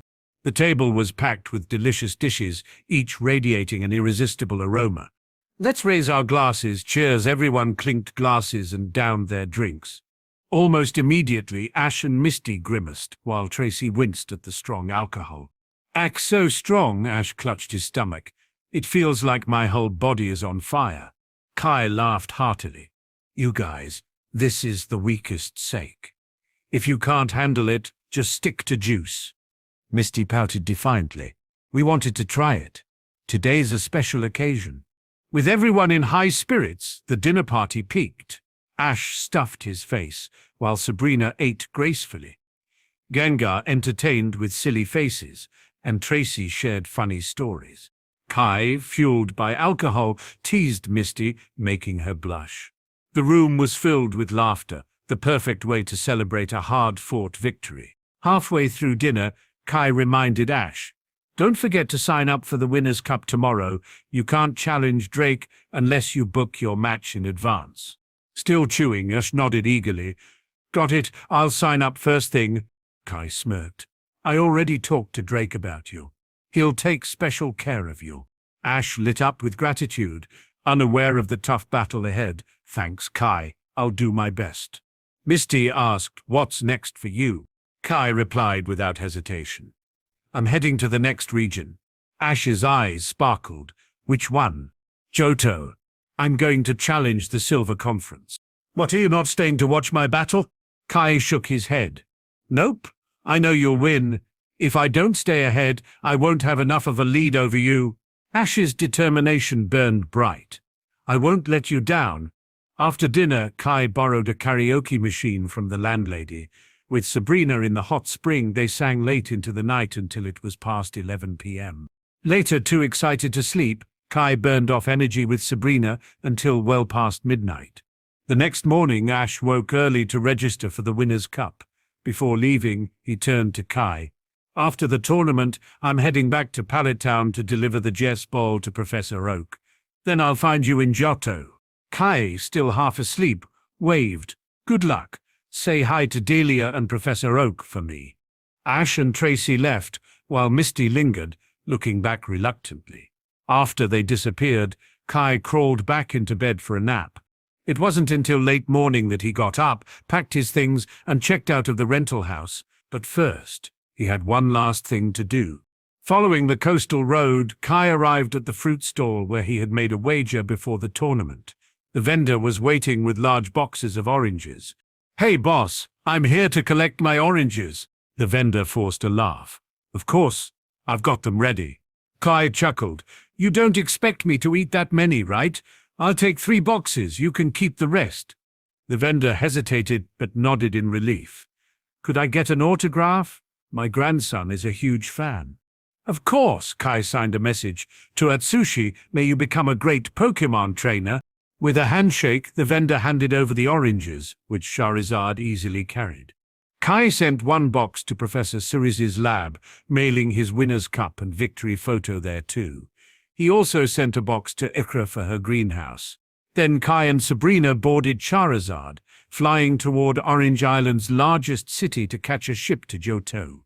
As they arrived in Cherry Grove City, known for its fragrant flowers, Kai stretched, "Ah, that was over 30 hours of sailing." Sabrina glanced at him, exhausted.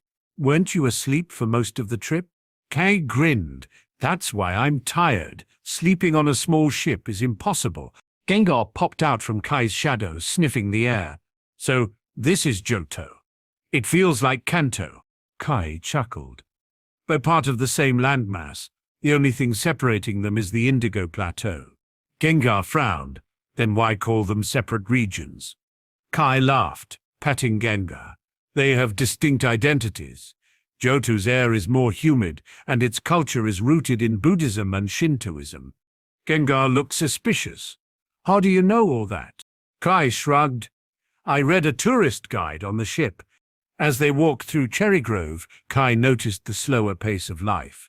The streets were calm, but he wasn't here to admire the scenery. Now that he was in Johto, his priority was to register for the Silver Conference. Kai pushed open the doors of the Pokémon Center. Nurse Joy greeted him warmly. Welcome. How can I assist you? Hello, Nurse Joy. I'm here to register for the Silver Conference. She checked his information and gasped. Oh my, you're the Indigo League champion. You earned 2 major trophies in such a short time. Kai smiled modestly. It's really thanks to my Pokémon.